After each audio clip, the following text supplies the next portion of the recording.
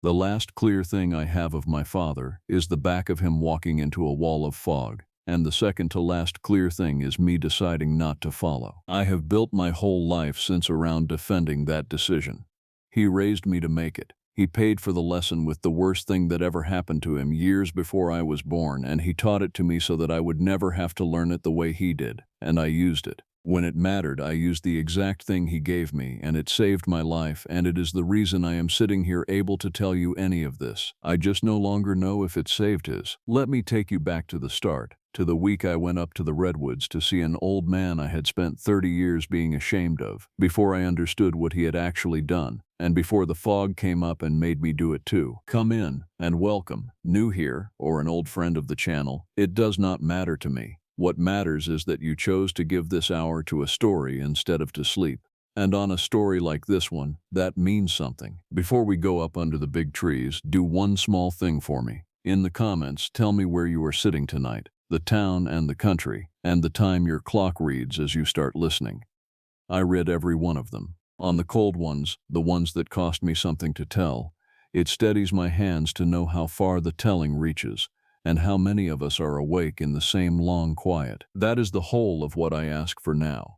Get comfortable. Here is how it began. People say the old forests are peaceful, and they are not wrong, but they are wrong about why. They stand under a 1,000-year-old tree, and they feel something settle in them, something slow and enormous and calm, and they call it peace, and they take it home, and they say the redwoods healed something in them.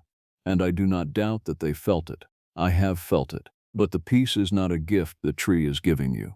The peace is the size of the difference between the tree and you. That tree was old when ships were new. It will be standing when your grandchildren are names on a stone. To a thing that measures its life in thousands of years, you are not a guest and you are not an intruder. You are weather. You are a fast, warm thing that moves through and is gone before the tree has finished a single slow thought. And the calm you feel standing under it is only the calm of being too brief to matter, the calm of a thing that has not been noticed because it has not lasted long enough to be noticed. We mistake that for welcome. We mistake being beneath attention for being safe. And mostly we are safe, because mostly we stay beneath attention and we move through and we are gone. But the old forests are not made only of slow, patient trees. There are things in them that run closer to our speed, things that can notice a fast, warm life moving through and decide, in something near our own kind of time, that they would like to keep it a while. And the worst of those things does not chase you, because chasing is for creatures that share your sense of distance, and distance is the first thing the worst of them takes away. My father taught me about distance the way he taught me everything, which is to say sparingly, and only the practical part, and never the part underneath. He told me once when I was small and we were walking out of a fern canyon with the fog coming up behind us like a tide, that the most dangerous lie the forest can tell a person is not a sound and not a shape. It is a number. It is how far, he said. The day will come when the fog takes how far away from you, when near and far stop being true, and on that day you will see someone you love standing in the gray. And they will not be standing where they seem to be standing, and the only thing that will keep you alive is the hardest thing a man can do, which is to let the fog keep the one it has already taken, and not walk in after them, and not let it have two. He said it flat, the way he said everything. The fog does not give two back, Cal. Remember that, and nothing else. The fog does not give two back. I thought, for 30 years, that it was the saying of a coward justifying himself.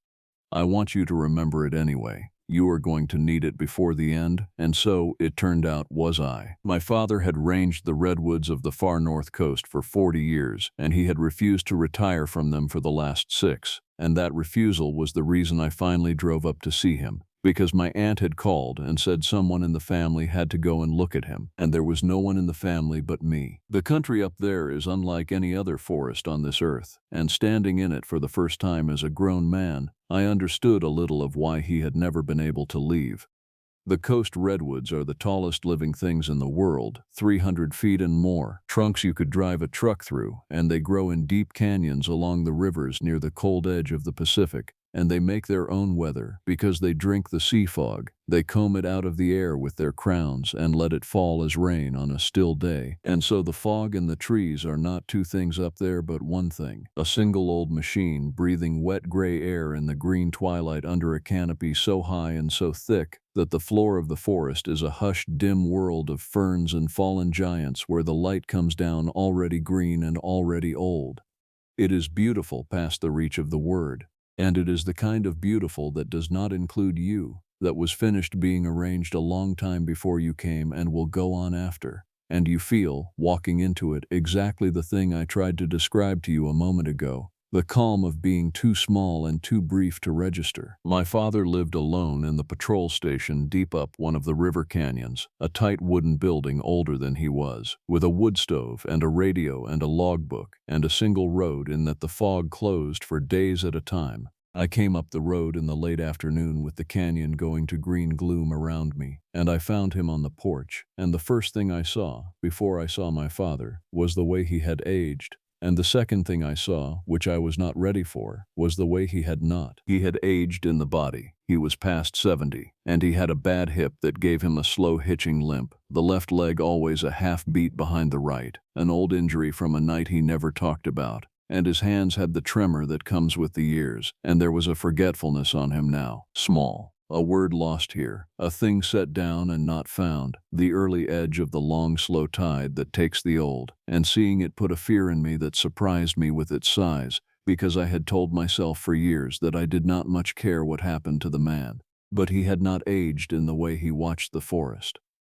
He sat on that porch, and his eyes moved over the tree line and the fog at the head of the canyon with the same total, unhurried attention I remembered from being a boy. The attention of a man who had spent 40 years learning to read a thing that most people walk through and never see, and that attention had not dimmed at all. And watching it, I felt the old shame turn over in me. The shame I had carried since I was old enough to hear the story the family told about my father. The story was this. Before I was born, before he married my mother, my father had a patrol partner named Decker, and the two of them had gone up a canyon in the fog after an overdue hiker, and the fog had come up bad, the way it does up there, and the two of them had been parted in it, and Decker had not come out, and my father had.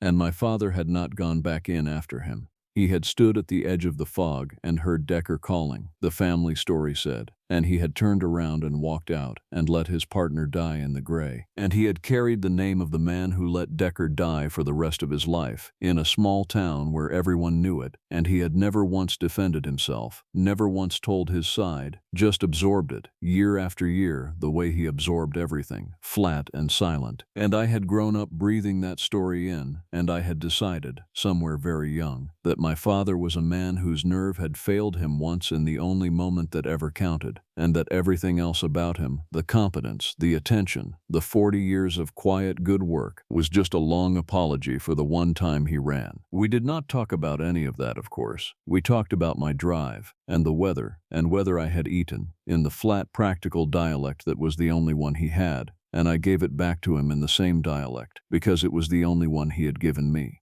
But over those first 2 days, the thing I had not expected began to happen, which was that the distance between us, the 30 years of it, began in small sideways ways to close.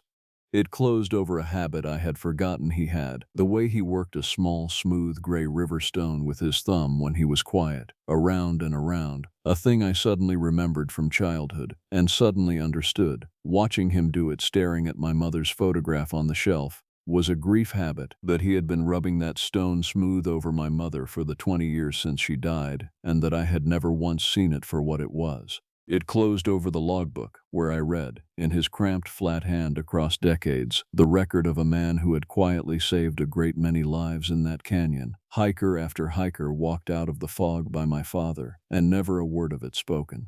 And it closed most of all over the rules. The rules were in the front of the station logbook, on the first pages, and they had been written and added to by ranger after ranger across the better part of a century, in inks gone brown and inks still black, in copperplate and in scrawl, the layered handwriting of a long line of people who had each learned something up that canyon worth passing to the next person, and had set it down where the next person would find it. My father saw me reading them on the second evening, and he did not tell me they were folklore, and he did not tell me they were serious. He just watched me read, working the gray stone with his thumb, and let me make of them what I would. This is what the front of the logbook said, in its many hands. 1. Keep one hand on a rooted thing when the fog is up. Under these trees, only the trees still know how far is far. Let go of the tree, and you let go of the distance. 2. Do not call out to a shape standing in the fog. Walk to it without a sound if you must. But a shape that answers you before you have spoken was never waiting for your voice. 3. Count 3 trunks deep. If you cannot see 3 full trunks into the wood, you are in it. Stop where you stand. Do not take one more step until you can count 3 again. 4. The fog gives back what it takes. It always gives it back a few steps too near or a few steps too far. Trust the distance. Never trust the face. 5. If 2 of you are parted in the deep, the one who waits comes out. The one who goes looking stays. The fog does not give 2 back. 6. Mark your back trail with your own hand, low in the wet duff where the fog lies heaviest. Leave a mark up high, and the fog will move it on you while your head is turned. 7. When the light goes flat and lays no shadow at midday, the wood has woken. Put your party hand to pack, every person touching the next, and walk out as one body and do not come apart for anything. 8. Do not let the last thing you say to your own blood in the fog be a small thing.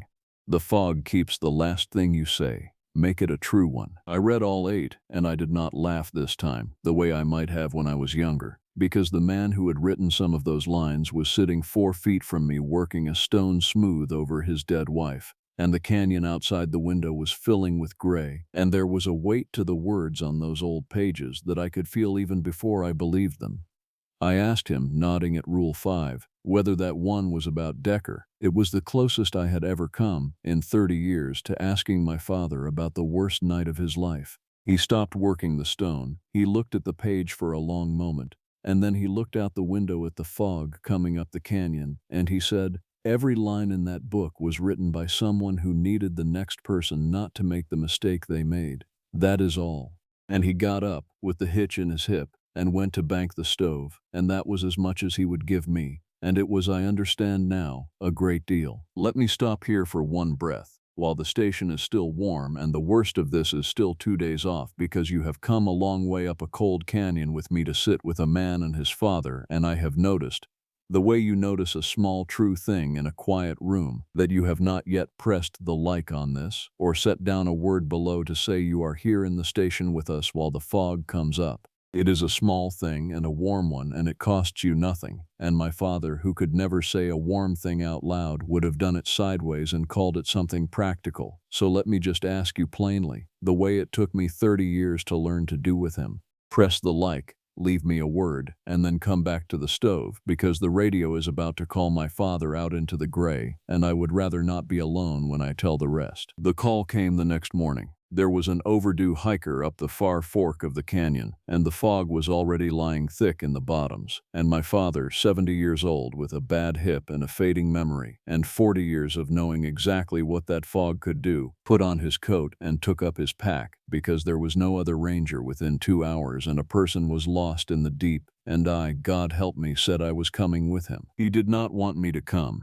He said it in the flat way, said the fog was bad, said I had no training, said I would be a second person to worry about. And I heard, under the flat words, the thing he was not saying, which was that the last time he went up a foggy canyon with a partner he had come out alone, and that he could not do that again, not with his own son. I heard it and I overrode it, because I had spent 2 days watching the distance between us close, and I was not going to sit in a warm station while my aging father limped up a canyon alone after a stranger. So he let me come, the way he had let me read the rules, by not stopping me, and we went up the far fork together into the green gloom with the fog lying in the low places like spilled milk. He briefed me as we walked, short and practical. Stay within arm's reach. Keep one hand free for a trunk. If he said stop, I stopped, no questions, in that exact instant. And then he taught me the thing that I did not know he was loading, the way he had loaded the stone and the limp and the rules, the way this whole quiet, careful man had been loading guns the entire visit without my seeing a single one go onto the wall.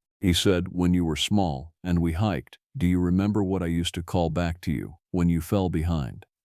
And I did remember, suddenly, all at once, a thing I had not thought of in 30 years. When I was a boy and lagged on a trail, he would call back over his shoulder without turning, "You still with me?" And I would answer, "Still here." And that was the whole of it. You still with me, still here. A small thing, our smallest thing, the closest my father and I had ever come to a private language.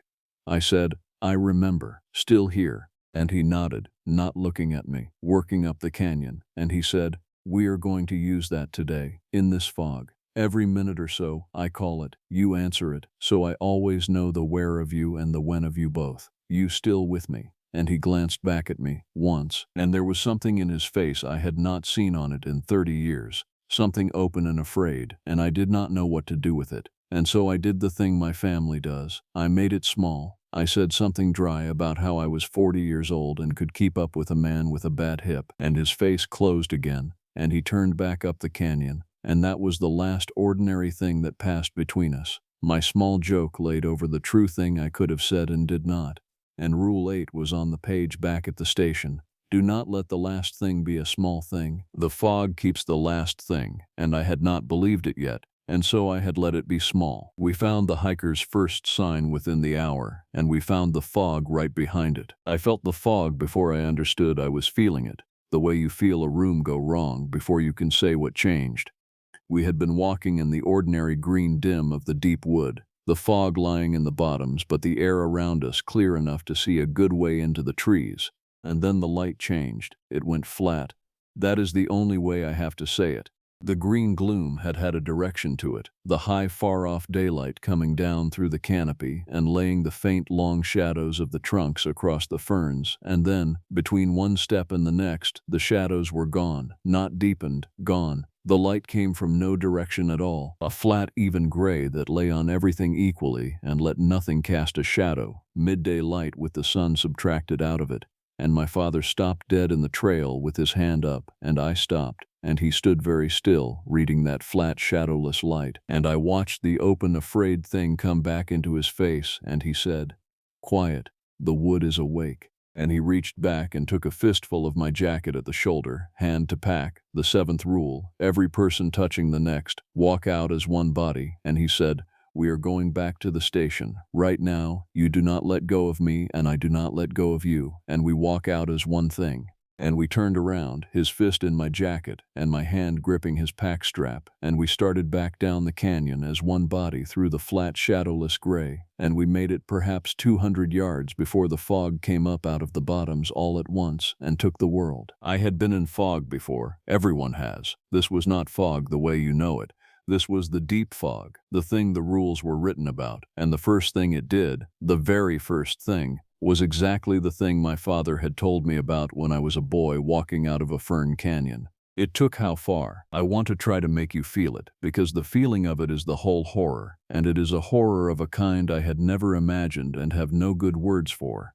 In ordinary fog, things fade with distance, near things clear and far things dim, and so even blinded you keep a sense of depth, of how far. The deep fog took that. It came up thick and even and gray, and it did not fade with distance, it simply replaced distance, so that a fern 3 feet away and a fallen trunk 100 feet away sat in the same flat gray nothing at the same impossible no distance, and my eyes, hunting for depth, found none, and without depth the whole machinery of seeing came apart, and I lost, completely, any sense of how large anything was or how far. A shape could be a twig a yard off, or a fallen giant a stone's throw into the gray, and there was no way, none, to tell which. And the vertigo of it dropped me to one knee in the wet duff with my hand locked on my father's pack strap, and I heard him say, low and steady, "Hold the strap, do not let go," and I held it. We could not walk out. My father knew it before I did.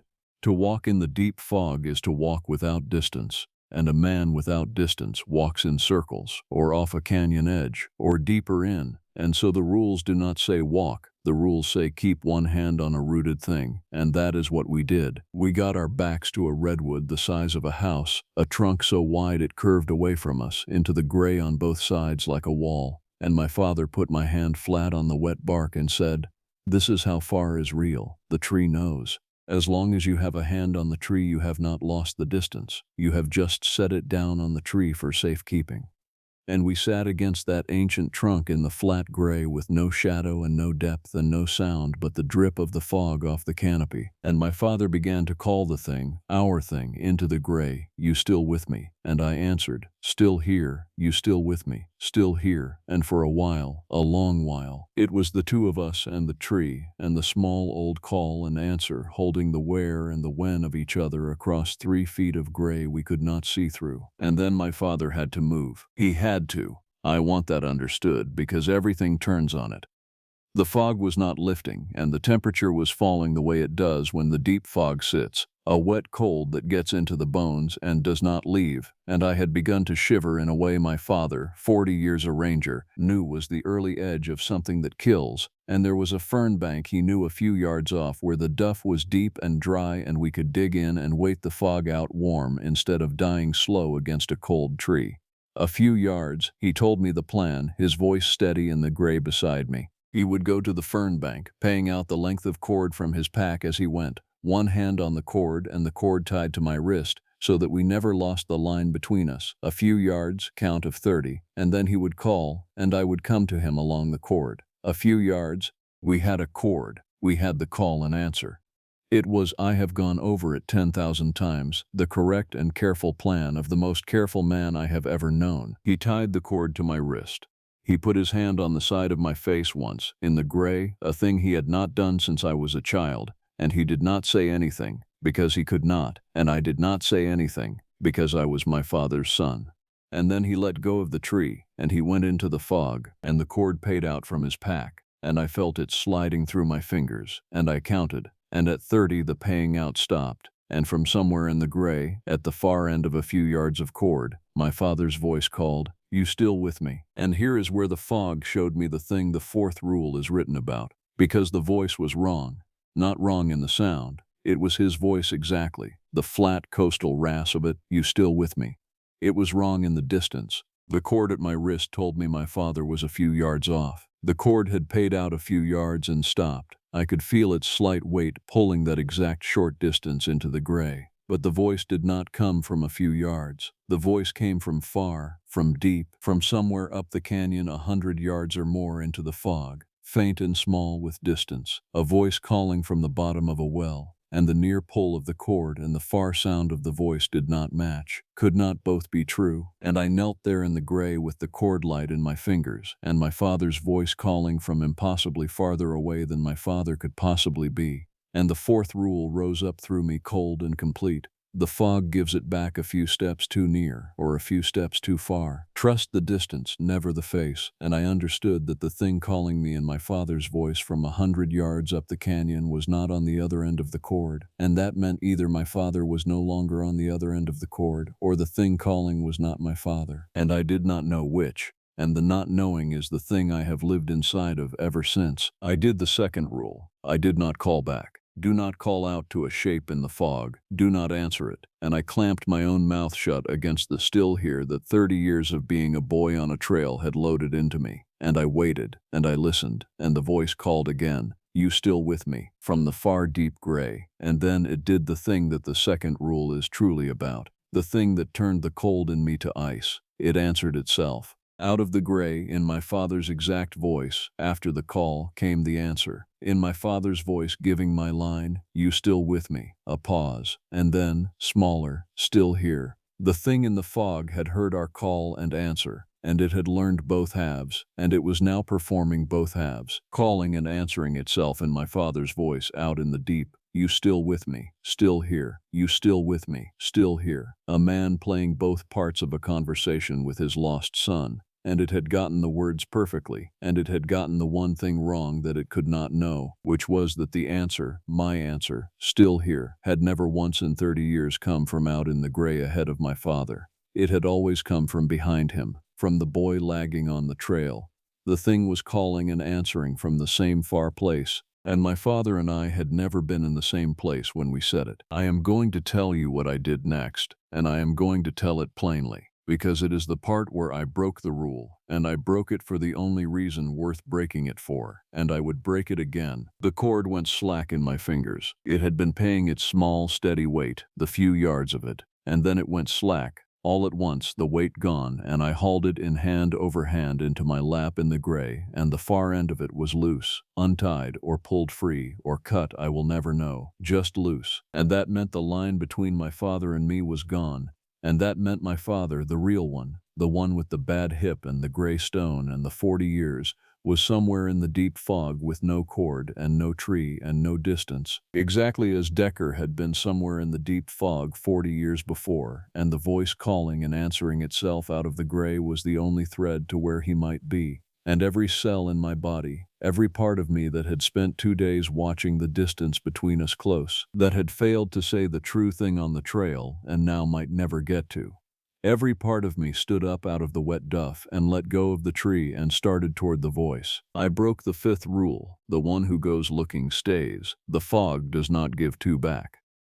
I broke it the way my father had refused to break it 40 years before, except I broke it. I let go of the rooted thing and I went into the deep after the voice that might be my father, because I could not be the man who sat against a tree while his father died in the gray, because I had spent my whole life despising my father for being exactly the man the rule required him to be, and in the moment it came to me I could not do it, I could not be him. I went in, and the fog took the distance, and I was lost inside of 3 steps. I want you to understand how fast and how total it was. 3 steps from the tree, and I could not have told you where the tree was.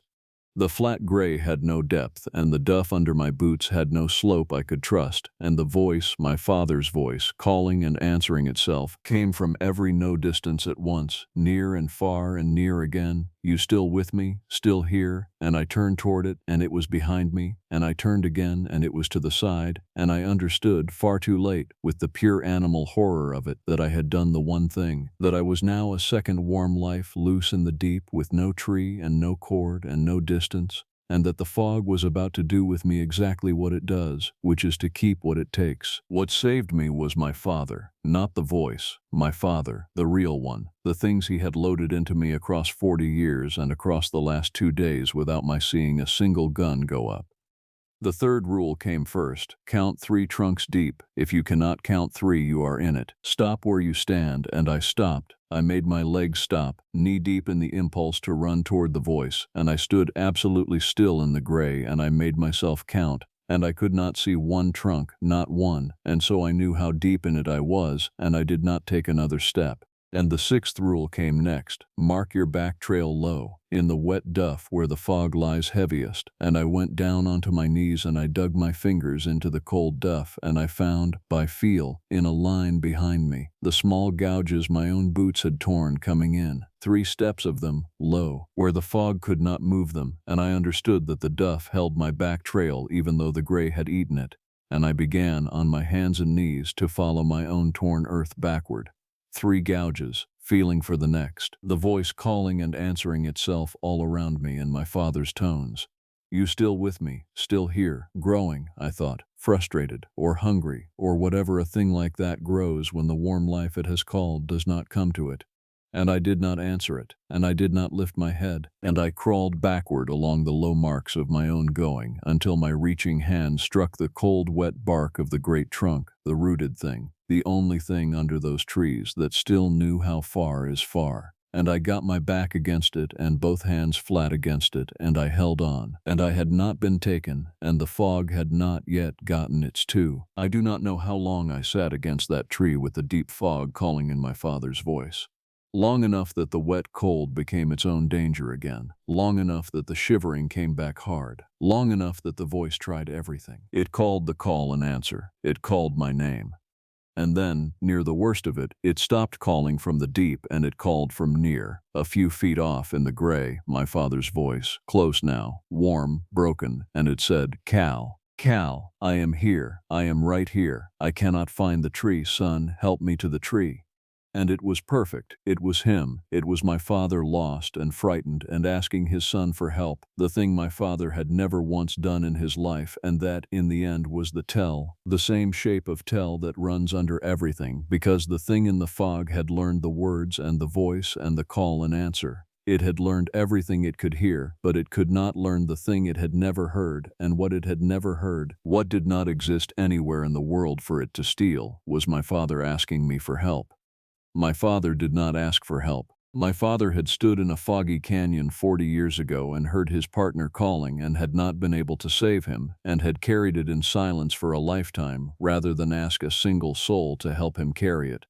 The man did not have the asking in him. It had been ground out of him before I was born, and the fog, reaching for the most human thing it could think to use, reached for "Help me, son," and in reaching for it showed me the one place where it was not my father, because the real one, even lost, even dying, even at the very end, would have called the call and waited for the answer, and never ever said "Help me." So I knew.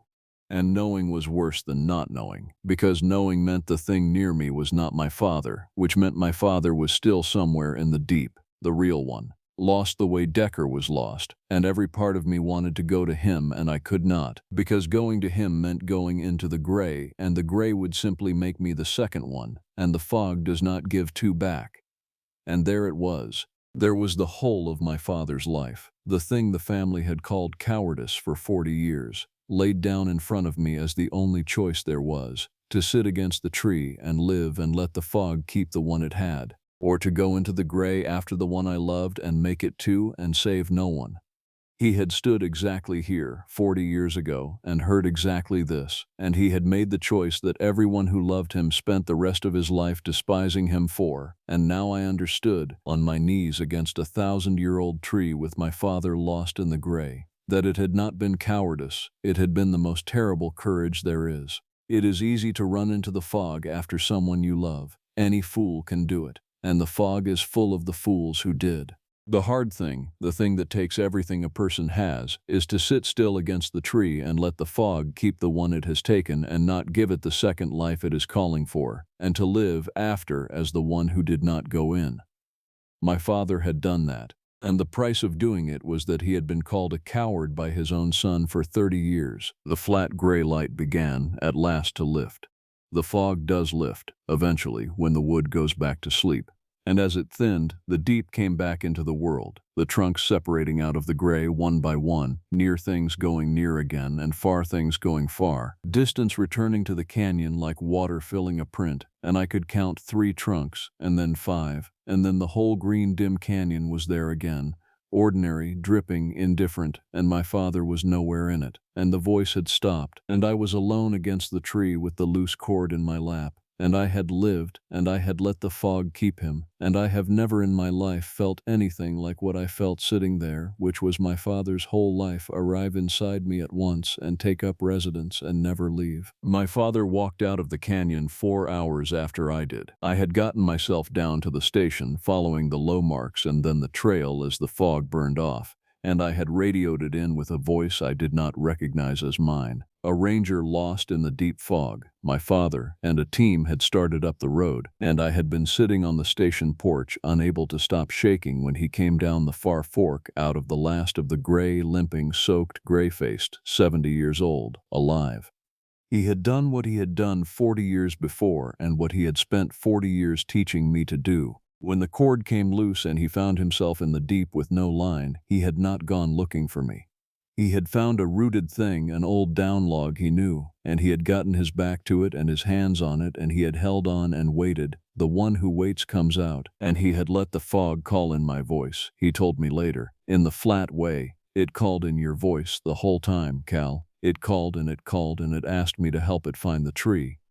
And he had sat against the log and not answered and not gone to it, had let the fog keep the sun it was calling for rather than make it two, exactly as he had once let it keep Decker. And he had lived, again, as the one who did not go in, again. We counted at the trailhead. The old rule, the 8th on some other board in some other canyon, count your party out and count them in. There were the 4 of the rescue team, and there was me, and there was my father, coming down out of the gray.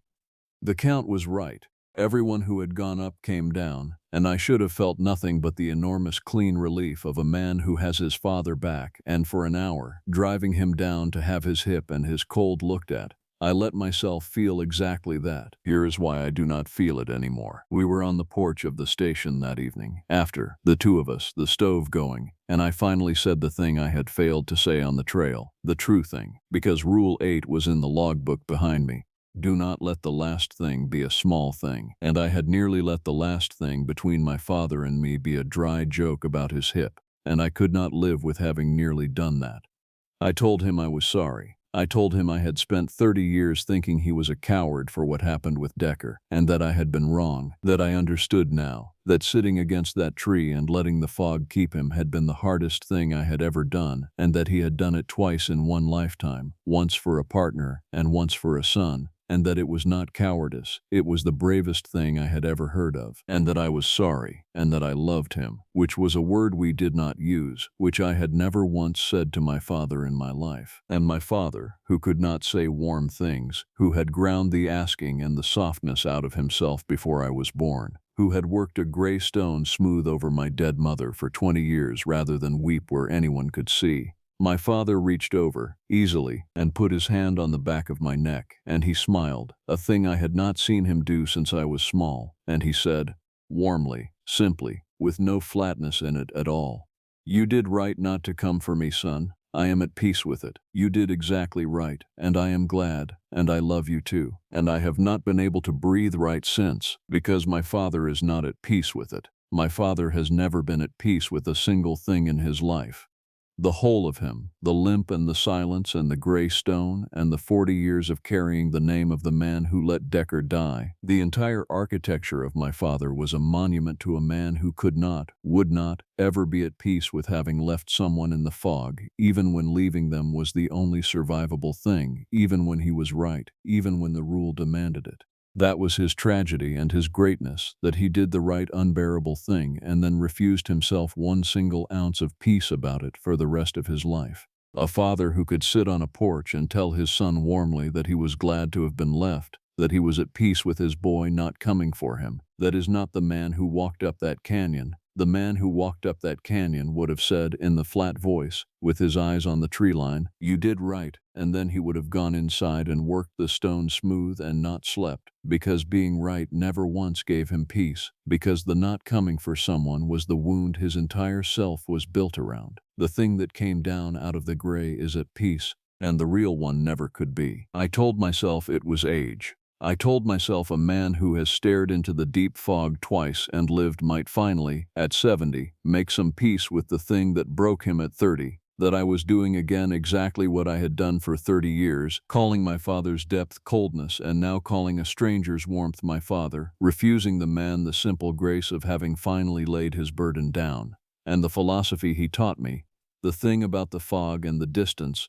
turned all the way over on me as I sat there, because the most dangerous lie the forest can tell you is a number, how far, and the most dangerous lie the fog can tell a frightened son is also a kind of distance, the distance between the man who went into the gray and the man who came out, a distance the warmth was begging me to believe was zero, and I had been taught by this very man never to trust the thing in the fog that wants you to come to it, never to trust the face, only the distance, and every part of me wanted to close that distance and simply have my father back and be done, and that wanting he had taught me himself, that wanting is the exact thing the fog uses, so I did not close it. I have not closed it in the 4 years since. He lives still, my father, or the man who came down out of the gray wearing my father does. In the station up the canyon he still will not leave, and he is, by every test the world can give me, my father. He has the limp. He works the gray stone with his thumb over my mother's photograph. He calls the call, when we hike, "You still with me?" and waits, every time, for me to give the answer, and he has never once answered it himself. He passes every test, and every so often, less often now, he reaches over and tells me, warmly, easily, that he loves me, and that he is at peace, and every time he does, I smile, and I say it back, and I have not, in 4 years, been able to make myself believe it, because the one tell the fog could not fake was a man who could never forgive himself, and the man on the porch forgave himself, and the real one never would have. The fog does not give two back. That is the rule. That is what my father taught me, and it is true, and it saved my life. It kept the one it took, and it gave back one, and the count at the trailhead was right. Everyone who went up came down. I just no longer know if the one it gave back is the one it took, because the fog is patient, and it is old, and it learns, and it had 4 hours alone in the gray with my father. 4 hours to learn the call, and the answer, and the limp, and the stone, and the whole long flat architecture of him. And the only thing it got wrong, the only thing, was that it came back able to be at peace. He is at peace now, my father, after a lifetime that had none in it. I would give anything to believe that is the best thing that ever happened to him. I keep asking him to call the old call, on our hikes, just to hear him wait for the answer.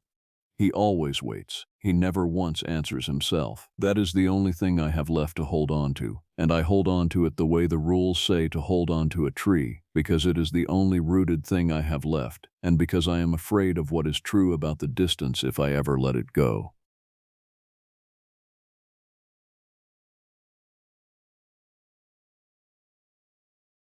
Amanda, my fiancée, and I were on our 17 into our drive to her family's cabin in northern Minnesota for what we desperately hoped would be a restorative vacation.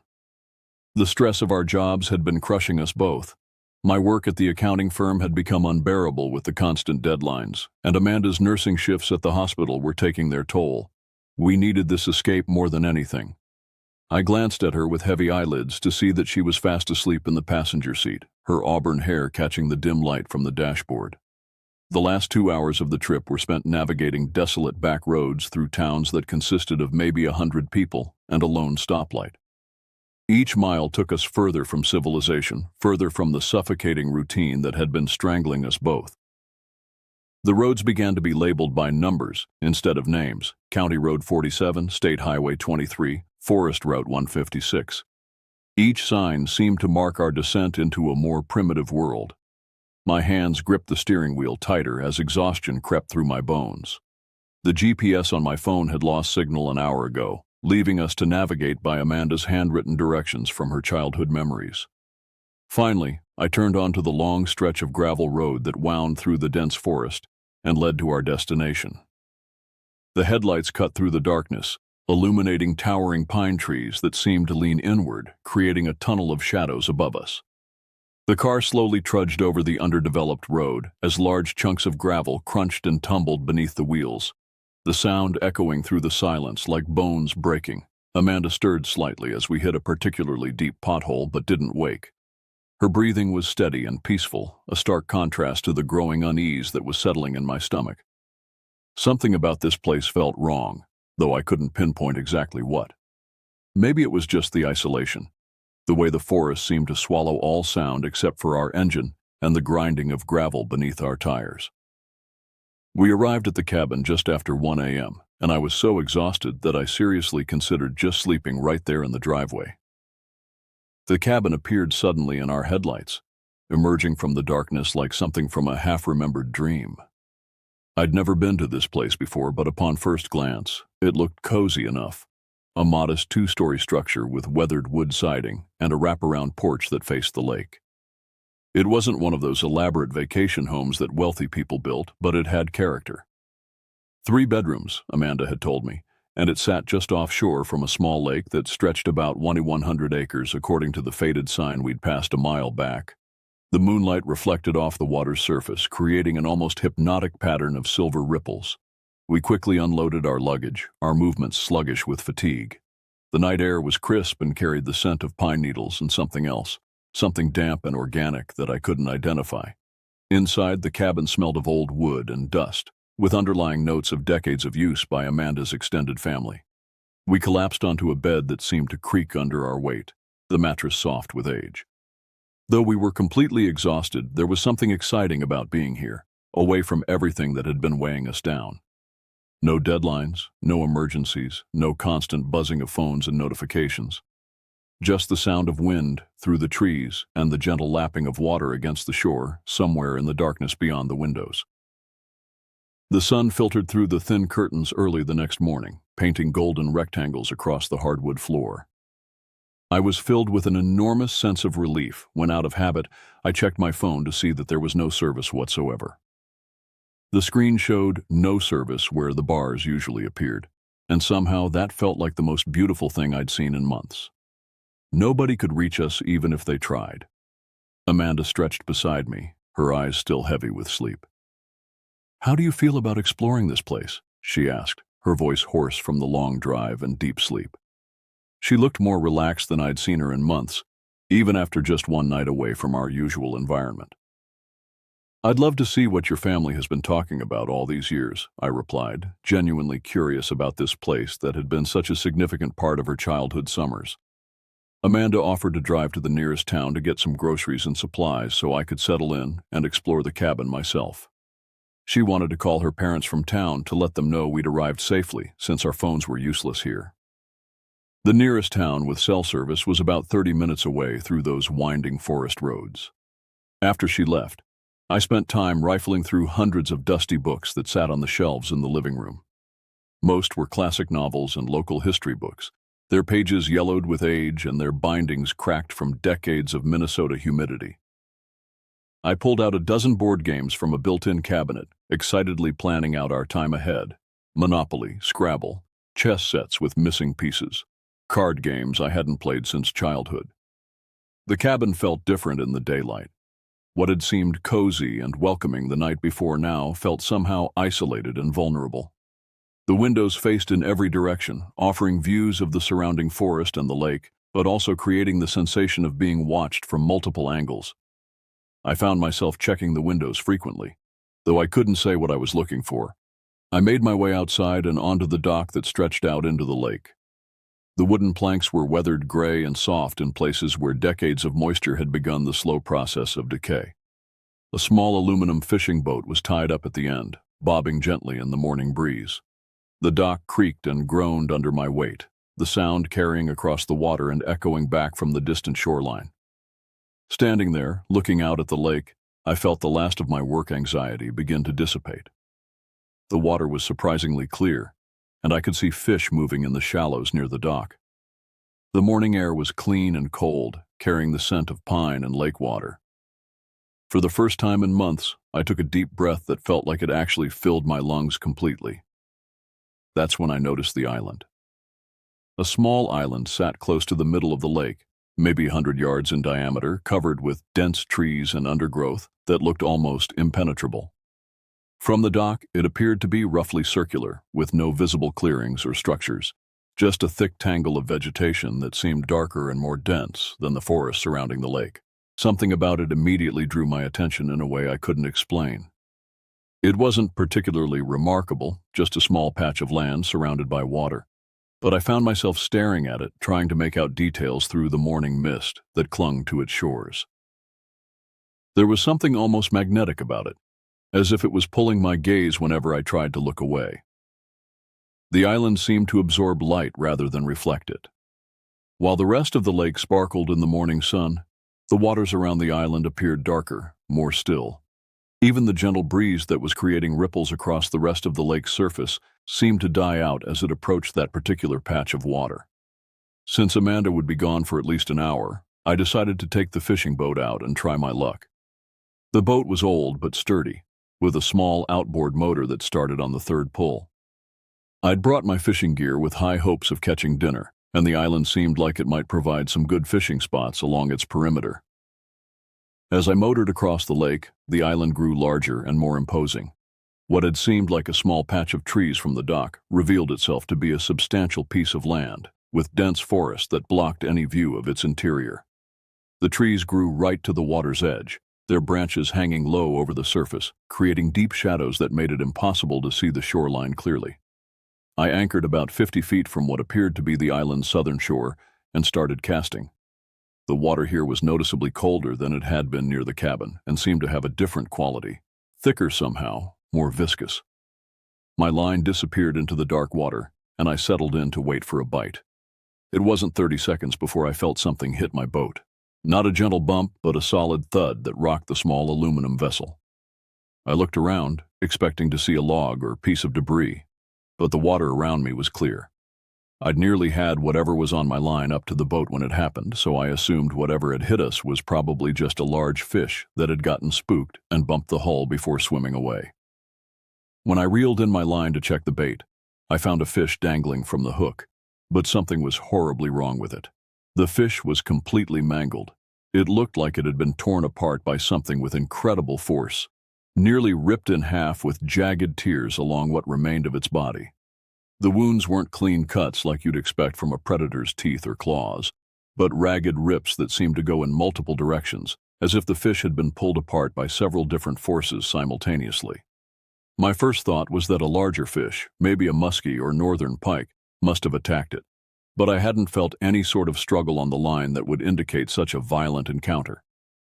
The fish had come up easily, almost limply, as if whatever had damaged it had already killed it before I reeled it in. Maybe an otter, I thought, trying to rationalize what I was seeing. But again, there had been no struggle, no sudden jerking of the line, no indication that anything had been fighting over my catch. The fish appeared to have been mutilated while it was still on my hook, while I was holding the rod just feet away. A cold knot formed in my stomach as I looked at the mangled carcass. The damage was extensive and violent, far beyond what would be necessary to simply kill and eat the fish. This looked like the work of something that took pleasure in destruction, something that tore things apart not out of hunger but out of some other more disturbing motivation. I tried to dismiss my growing unease and moved to the opposite side of the island, casting from a different angle. But again, within minutes, the fish I'd hooked suddenly stopped fighting mid-struggle. I pulled up another shredded carcass, this one even more severely damaged than the first. Deep gouges ran along its sides, and its head had been nearly severed, hanging by just a thin strip of flesh and bone. This happened 3 more times as I moved around the island's perimeter. Each fish came up mutilated in a different way, some torn lengthwise, others missing chunks of flesh. One with its entire belly opened up and its organs trailing in the water. Whatever was doing this was systematic, violent, and seemingly unstoppable. I found myself staring at the island's dark shoreline, searching for any sign of movement, any indication of what might be lurking beneath the surface of the water. The trees seemed to press closer together here, their branches intertwining to create an almost solid wall of vegetation. No light penetrated to whatever lay beyond that natural barrier. The feeling of being watched intensified with each mutilated fish I pulled from the water. It wasn't the casual observation of wildlife, deer or birds checking out the human intrusion in their territory. This felt focused, intelligent, and malevolent. Something was observing my every move with an intensity that made my skin crawl. Finally, I couldn't take it anymore. I pulled up anchor and moved to a spot much closer to the cabin, where the water was clearer and the morning sun penetrated all the way to the sandy bottom. Within minutes, I was catching normal, healthy fish. Beautiful bass with bright colors and no signs of violence or trauma. But even as I successfully filled my cooler with legitimate catches, I couldn't stop glancing back at that island. Each time I looked, it seemed to be watching me, waiting for something. The dark line of trees along its shore appeared almost like a face in my peripheral vision, though when I looked directly at it, it was just vegetation. When I heard Amanda's car pull into the driveway, I quickly secured the boat and carried my cooler of intact fish up to the cabin. I decided not to mention the strange incidents around the island, at least not yet. Amanda was already stressed enough, and I didn't want to ruin our vacation with my paranoid observations about mutilated fish. Over dinner, however, I found myself casually bringing up the subject. "So I notice there's an island out in the middle of the lake," I said, trying to keep my tone light and conversational. "Have you ever been over there? It looks interesting." Amanda looked up from her plate, and something flickered across her face, a brief expression of discomfort that she quickly tried to hide. "Oh, that place. No, Dad always told us to stay away from it. He said the land was still owned by some family and we weren't supposed to trespass." "Really? Someone owns it?" I pressed, suddenly more interested. If the island was private property, that might explain some of the strange feelings I'd been having about it. Well, it used to be owned by this woman who lived there, Amanda explained, setting down her fork. According to Dad, she had a house on the island and owned some kind of antique shop in town until maybe 50 or 60 years ago. She died, and I guess the property passed to her family or something. Wait, someone actually lived on that island? How did she get back and forth? I asked, genuinely curious now about the logistics of such an isolated existence. She had to row to the dock every morning just to get to her car, Amanda said. Can you imagine? Rowing across the lake in the middle of winter, in a snowstorm, just to go grocery shopping or to work? Dad said she was incredibly tough, but also... She paused, looking uncomfortable. Also what? Well, he said she was really strange, antisocial. People in town thought she was weird, and some of the local kids were afraid of her. Dad said that when he was young, they'd sometimes catch her standing on the island's shore, just staring at them while they were fishing or swimming. She'd stand there for hours, never moving, just watching. A chill ran through me as I remembered my own feeling of being observed while fishing near the island. That's pretty creepy, I said, trying to keep my voice steady. Yeah, but I think Dad was probably exaggerating, Amanda continued. You know how parents tell stories to keep kids from doing dangerous things. He probably didn't want us rowing out there alone and getting into trouble, so he made up scary stories about the crazy woman who used to live there. Makes sense, I agreed, but something in Amanda's tone suggested she wasn't entirely convinced by her own explanation. There was one story, though, that always bothered me, she continued, lowering her voice slightly. Dad said that toward the end, before she died, people started noticing that she was acting even stranger than usual. She'd come to town looking terrible, dirty clothes, hair all matted, talking to herself. The shop owner said she'd buy weird things, like she'd come in and buy 10 pounds of raw meat, or dozens of baby dolls, or strange combinations of household chemicals. What do you think she was doing with all that stuff? Nobody knew. And then one day she just stopped coming to town entirely. People figured she'd died, but no one wanted to go out to the island to check. Finally, after a few months, the sheriff took a boat out there to investigate. Amanda paused, looking out the window toward the lake, though the island wasn't visible from our angle. What did he find? I asked, though I wasn't sure I wanted to know the answer. The house was still there, but she was gone. Just gone. They never found a body, never found any sign of what happened to her. The house was full of the strangest things. Hundreds of dolls arranged in groups, piles of rotting meat, and weird symbols carved into the walls. The sheriff sealed it up and left, and as far as I know, no one's been back there since. I felt my appetite disappearing as Amanda spoke. The mangled fish, the feeling of being watched, the strange darkness that seemed to surround the island. Suddenly it all felt connected to this story of a disturbed woman who had lived there decades ago. What happened to the house? I asked. Dad said it's probably still there, just falling apart. The family that inherited the property lives in another state and has never done anything with it. It's probably just rotting away under all those trees. That night, as we sat reading in the living room, I found myself repeatedly glancing out the window toward the lake. I couldn't see the island in the darkness, but I knew it was there. And I couldn't shake the feeling that something on it was looking back at us. Sleep proved impossible. Every time I closed my eyes, I saw those mutilated fish, and Amanda's story about the strange woman played on repeat in my mind. By 11 p.m., I'd given up any pretense of trying to rest. Amanda had fallen asleep quickly. She always did after her hospital shifts, and was breathing deeply beside me. I sat up in bed, ostensibly reading, but actually wrestling with a growing compulsion to return to that island. The rational part of my mind knew it was a terrible idea. Going to an abandoned property in the middle of the night, alone, based on local legends and some suspicious fishing incidents, was exactly the kind of behavior that led to missing person reports. But the other part of my mind, the part that had been nagging at me all evening, insisted that I needed to know the truth. If there really was an abandoned house on that island, if Amanda's father's stories had any basis in reality, then I had to see it for myself. The mystery was consuming me, and I knew I wouldn't be able to relax until I had answers. Amanda was completely unconscious, and I knew from experience that she could sleep through almost anything. I'd gotten up for water, used the bathroom, even accidentally knocked over a lamp once, and she'd never stirred. If I was quiet and careful, I could investigate the island and be back before she ever knew I was gone. I gathered my heavy-duty flashlight, my hunting knife just in case I encountered any wildlife, and my phone to document whatever I might find. The night air was significantly colder than it had been during the day, and completely still. No insects, no night birds, not even the sound of fish jumping in the lake. The silence was so complete it felt unnatural, as if all of nature was holding its breath. I made my way down to the dock, wincing at every creak of the wooden planks under my feet. The sound seemed impossibly loud in the absolute quiet of the night. I untied the boat and pushed off, using the oars instead of the motor to avoid making noise that might wake Amanda. Each dip of the oars into the water created small splashes that echoed across the lake like gunshots.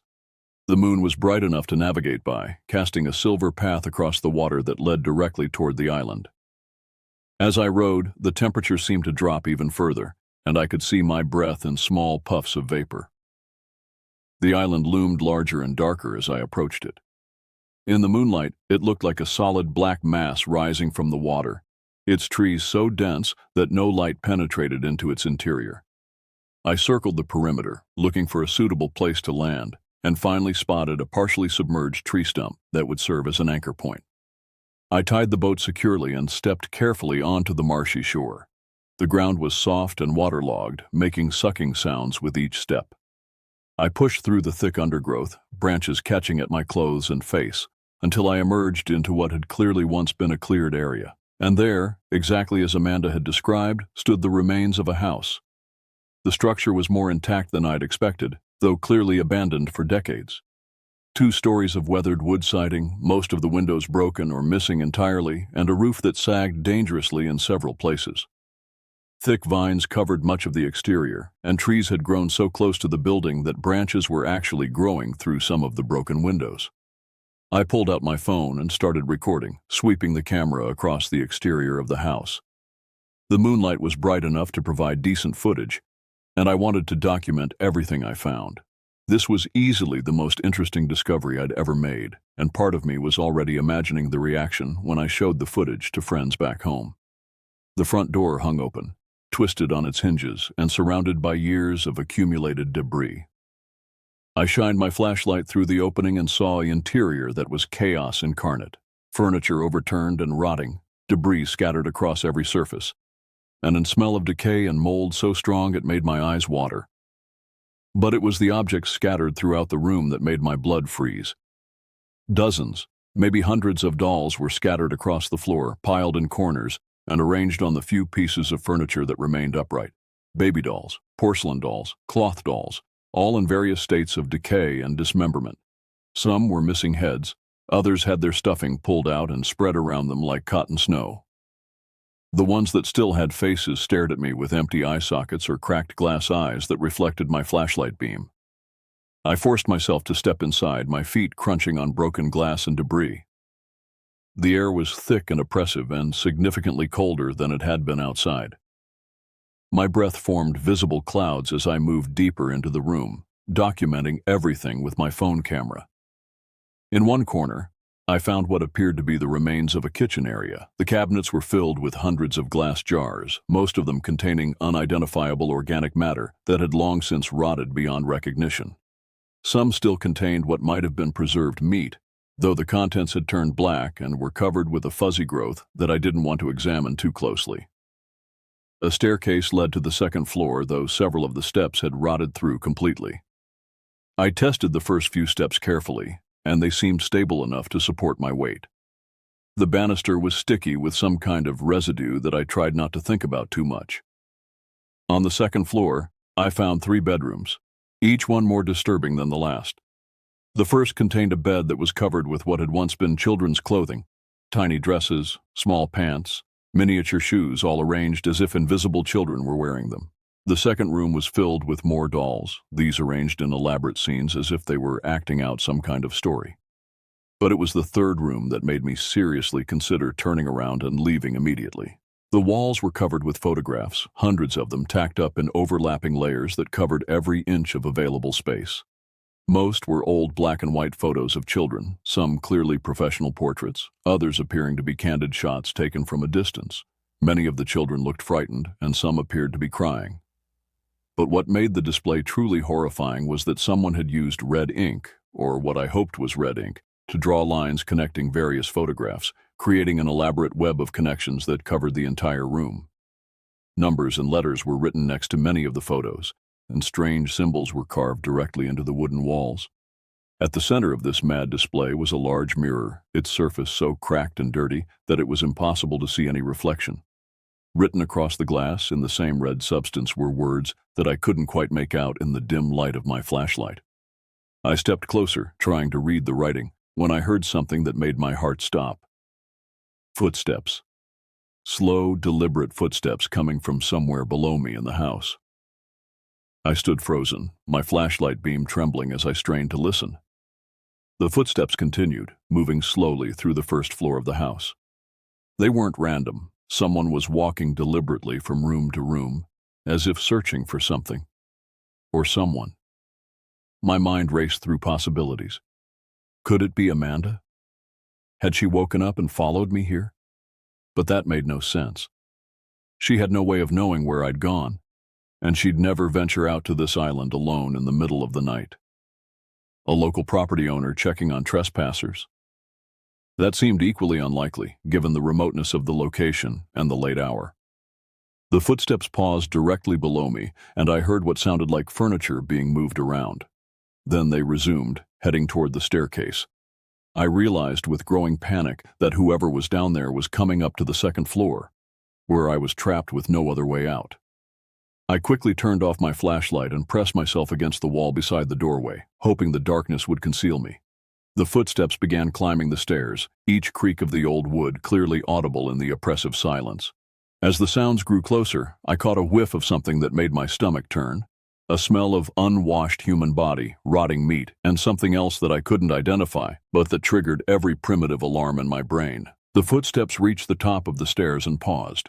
I held my breath, pressing myself deeper into the shadows, praying that whoever was out there wouldn't look in my direction. My heart was beating so loudly I was sure it would give away my location. A voice spoke from the hallway, raspy, uncertain, as if it hadn't been used in a very long time. "I know you're here." It was a woman's voice, but there was something wrong with it. The words were slurred and distorted, and there was an underlying wet sound, as if her mouth was filled with liquid. "I saw you from the water. I've been waiting." The footsteps moved toward the first bedroom, then the second. I could hear her moving things around, searching. The smell grew stronger as she approached my hiding place. "You shouldn't have come here. This is my place. These are my children." I realized with horror that she was referring to the dolls, the hundreds of mutilated, arranged dolls throughout the house. In her disturbed mind, this woman believed they were actual children, and she was protecting them from intruders. The footsteps stopped just outside the room where I was hiding. I could hear her breathing, ragged, labored, with that same wet quality as her voice. Through the doorway, I caught a glimpse of movement in the hallway, and what I saw made me clamp my hand over my mouth to keep from crying out. The figure in the hallway was barely recognizable as human. Dressed in rotting rags, hair matted into thick clumps, skin so pale it was almost translucent. But it was her eyes that were the most terrifying, wide, unblinking, and completely without any trace of sanity. She wasn't dead, as everyone had assumed. She'd been living on this island for decades, completely isolated, slowly descending into madness. The abandoned house was her fortress.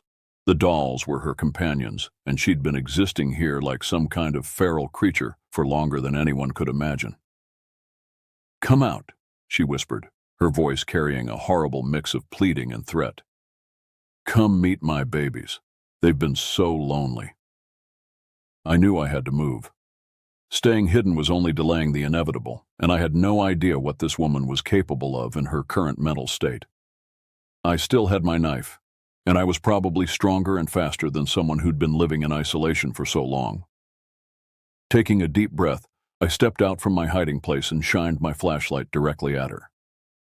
The scream that emerged from her throat was unlike anything I'd ever heard. Part human shriek, part animal howl, expressing decades of isolation, madness, and rage. She lunged at me with surprising speed, her fingers extended like claws aiming for my face. I managed to dodge her initial attack and bolted for the staircase. Behind me, I could hear her crashing through the debris-filled rooms, still screaming that horrible sound. I took the stairs 3 at a time, not caring if the rotted wood gave way beneath my feet. I burst through the front door and ran blindly through the undergrowth toward the boat, branches tearing at my clothes and face. Behind me, the screaming continued, joined now by the sound of something large crashing through the forest. I reached the boat and frantically untied it from the stump, my hands shaking so badly I could barely work the knots. The screaming grew closer, and I could hear her splashing through the marshy water at the island's edge. Finally, the rope came free, and I pushed off from shore just as she emerged from the trees. In the moonlight, I got a clear look at her for the first time, and the image burned itself into my memory forever. She stood waist-deep in the water, her arms outstretched toward me, still making that inhuman sound. But she didn't follow me into deeper water. Instead, she stood there watching as I rowed frantically back toward the cabin, her screams echoing across the lake until I was far enough away that they faded into the distance. When I reached the dock, I tied up the boat with hands that were still shaking and made my way back to the cabin as quietly as possible. Amanda was still sleeping peacefully, completely unaware of what had happened. I lay awake for the rest of the night, staring at the ceiling and trying to process what I'd experienced. By morning, I'd made a decision. We were leaving that day, and I was never telling Amanda or anyone else what I'd discovered on that island. Some secrets are too dangerous to share, and some horrors are better left undisturbed. The woman on the island had found her own way to survive, twisted and terrible as it was, and I intended to let her keep it. But as we packed our bags the next morning, I couldn't shake the feeling that our encounter wasn't over. She knew someone had discovered her secret, and somehow I doubted she would simply let that go. The drive home was silent, filled with my own dark thoughts and the constant urge to check the rearview mirror.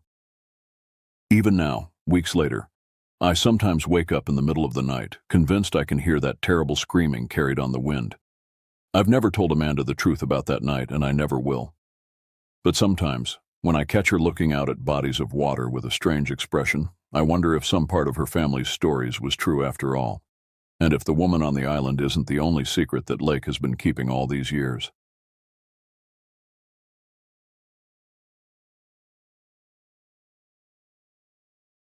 "12 years ago, when I was just 9 years old, I lived next door to my best friend Ryan. Our families had been neighbors since before either of us was born, creating a bond that felt more like brotherhood than friendship. Ryan's family owned a remote cabin nestled deep in what we called the mountains, though they were really just heavily forested hills about 3 hours from our suburban home. Every winter, Ryan's family would pack up their old station wagon and disappear for a week into those woods. I'd watch from my bedroom window as they loaded sleeping bags, coolers, and enough supplies to last them through their annual retreat. The way Ryan described it made it sound like paradise. No phones, no internet, just the 4 of us surrounded by pristine wilderness. That November, Ryan's mother, Patricia, knocked on our front door with an invitation that would change everything. "We'd love to have him join us this year," she told my parents, her breath visible in the cold air. "Ryan's been asking for months, and we think the boys are old enough now." My parents exchanged glances. At 9, I'd never spent a week away from home, let alone in some remote cabin. But something about the way Patricia's eyes lit up when she talked about their special place convinced them. Within days, my small duffel bag was packed with warm clothes, books, and enough snacks to survive a small apocalypse. The morning of departure arrived gray and overcast, with the promise of snow hanging heavy in the air. I hugged my parents goodbye, my stomach churning with excitement and nervousness. Ryan bounced in the back seat as his father, Dennis, loaded our bags into the rear of their station wagon. "You boys ready for an adventure?" Dennis asked, his voice carrying that forced enthusiasm adults use when they're trying to make something sound more exciting than it probably is. The drive stretched endlessly before us. Ryan and I spent the first hour playing word games and sharing stories, but as we left the suburbs behind and entered increasingly desolate countryside, our conversation gradually died away. The landscape outside grew more primitive with each passing mile. Farmhouses gave way to trailer homes, then to nothing but endless stretches of bare trees reaching toward the leaden sky like skeletal fingers. Somewhere during the second hour, both Ryan and I fell asleep. I remember dreaming about something chasing me through dark woods, my feet slipping on wet leaves as branches tore at my clothes. The dream felt so real that when Dennis finally called our names, I woke with a start, my heart hammering against my ribs. "Wake up, boys. We're here." The first thing I noticed was the silence. After hours of road noise and engine hum, the sudden quiet felt oppressive, like the world itself was holding its breath. Through the frost-covered windows, I could see we'd stopped in a small clearing surrounded by towering pines and bare hardwood trees. Fresh snow covered everything in a pristine white blanket, undisturbed except for the tire tracks we'd just made. The cabin squatted in the center of the clearing like something from a nightmare. It was smaller than I'd imagined, maybe 20 feet wide and 30 feet long, constructed from dark logs that had weathered to an almost black patina. 5 windows punctuated its walls, but they were so grimy and dark that they looked more like empty eye sockets than openings to let in light. "Isn't it beautiful?" Patricia said, but her voice carried an odd note that made me glance at her face. She was staring at the cabin with an expression I couldn't quite read, something between affection and apprehension. Ryan and I tumbled out of the car, our breath immediately visible in the frigid air. The snow crunched under our feet with that particular sound that only comes with temperatures well below freezing. I noticed that our footprints were the only marks disturbing the perfect white surface around the cabin. "How long since anyone's been here?" I asked Dennis as he wrestled a cooler from the back of the wagon. "Oh, about 6 months," he replied, not meeting my eyes. "We came up for a weekend in May, but the weather was too warm for our liking." Something about his answer felt incomplete, but before I could ask more questions, Ryan grabbed my arm and pulled me toward the cabin. "Come on, wait until you see inside." The front door was painted a deep red that looked almost black in the dim light filtering through the clouds. Dennis had to force it open, the hinges screaming in protest as if the cabin itself was reluctant to let us enter. The sound echoed through the surrounding trees, and I could have sworn I heard something echo back from the forest depths. Inside, the cabin was even smaller than it appeared from outside. The main room combined kitchen, dining area, and living space into a cramped rectangle dominated by a massive stone fireplace. The walls were covered in dark wood paneling that seemed to absorb what little light managed to penetrate the dirty windows. Everything smelled of must, old wood, and something else, something organic and unpleasant that I couldn't identify. "The electricity's been acting up lately," Dennis explained as Patricia tried unsuccessfully to turn on a lamp. "Good thing we brought plenty of candles and flashlights." Ryan and I dropped our bags and immediately began exploring. There were 2 bedrooms, one for his parents and one for us, plus a tiny bathroom that looked like it hadn't been updated since the 1970s. Our room contained 2 narrow beds, a closet with a door that wouldn't stay closed, and one of the cabin's 5 windows. "This is going to be awesome," Ryan said, flopping down on one of the beds.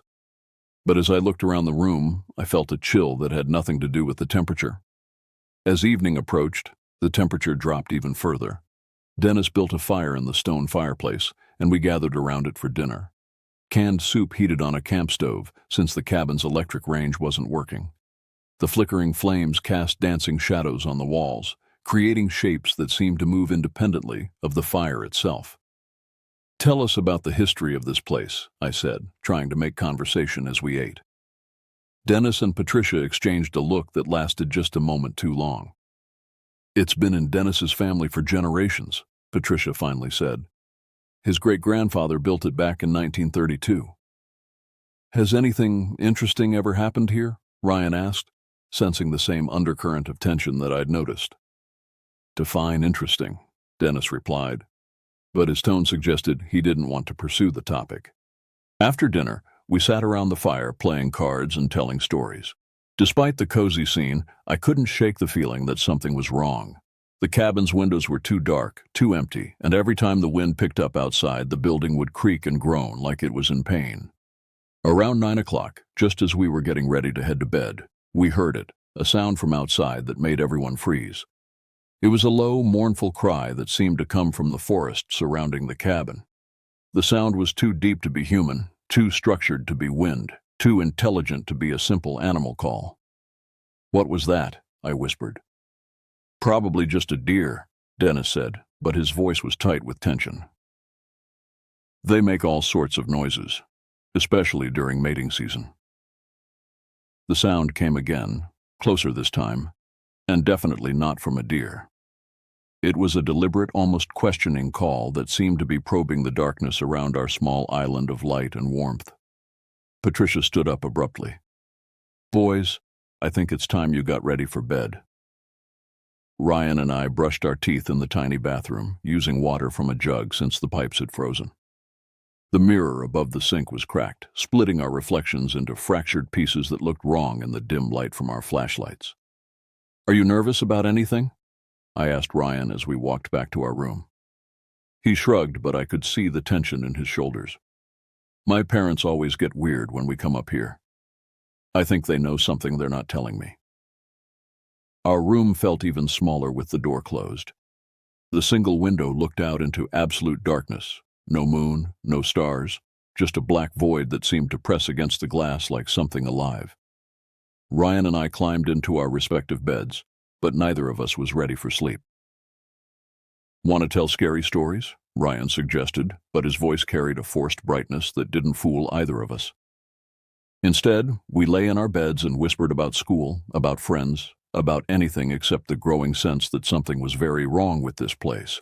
Outside, the wind had picked up, and it howled through the trees with a voice that sounded almost human. I must have dozed off sometime after midnight because the next thing I knew, I was jerking awake to the sound of something striking wood. It was a sharp, deliberate sound, tap, tap, tap, like someone knocking on the cabin's walls. My heart immediately began racing. The room was pitch black, darker than any night I'd ever experienced. The darkness felt thick, oppressive, like something I could reach out and touch. I strained my ears, trying to determine if I'd really heard something or if it had been part of a dream. Then I heard it again, tap, tap, tap. This time, the sound was definitely coming from outside our window. I turned my head toward Ryan's bed, intending to wake him, but something made me freeze. In the absolute darkness, I could just make out his form under the covers, but there was something else, a shadow that seemed too large, too solid to be explained by the darkness alone. My hand shot out to the bedside table, fumbling for the flashlight I'd seen there earlier. My fingers wrapped around the cold metal cylinder, and I clicked it on, immediately covering the beam with my palm so that only a small amount of light escaped between my fingers. The room looked normal, Ryan sleeping peacefully in his bed, our bags on the floor, the closet door hanging slightly open as it had been all evening. But something was wrong. The air felt different, heavier, as if someone had been breathing in the room besides Ryan and me. I slowly moved the flashlight beam across the floor, and that's when I saw them. Wet footprints leading from the window to the center of the room, where they stopped at the edge of the small throw rug.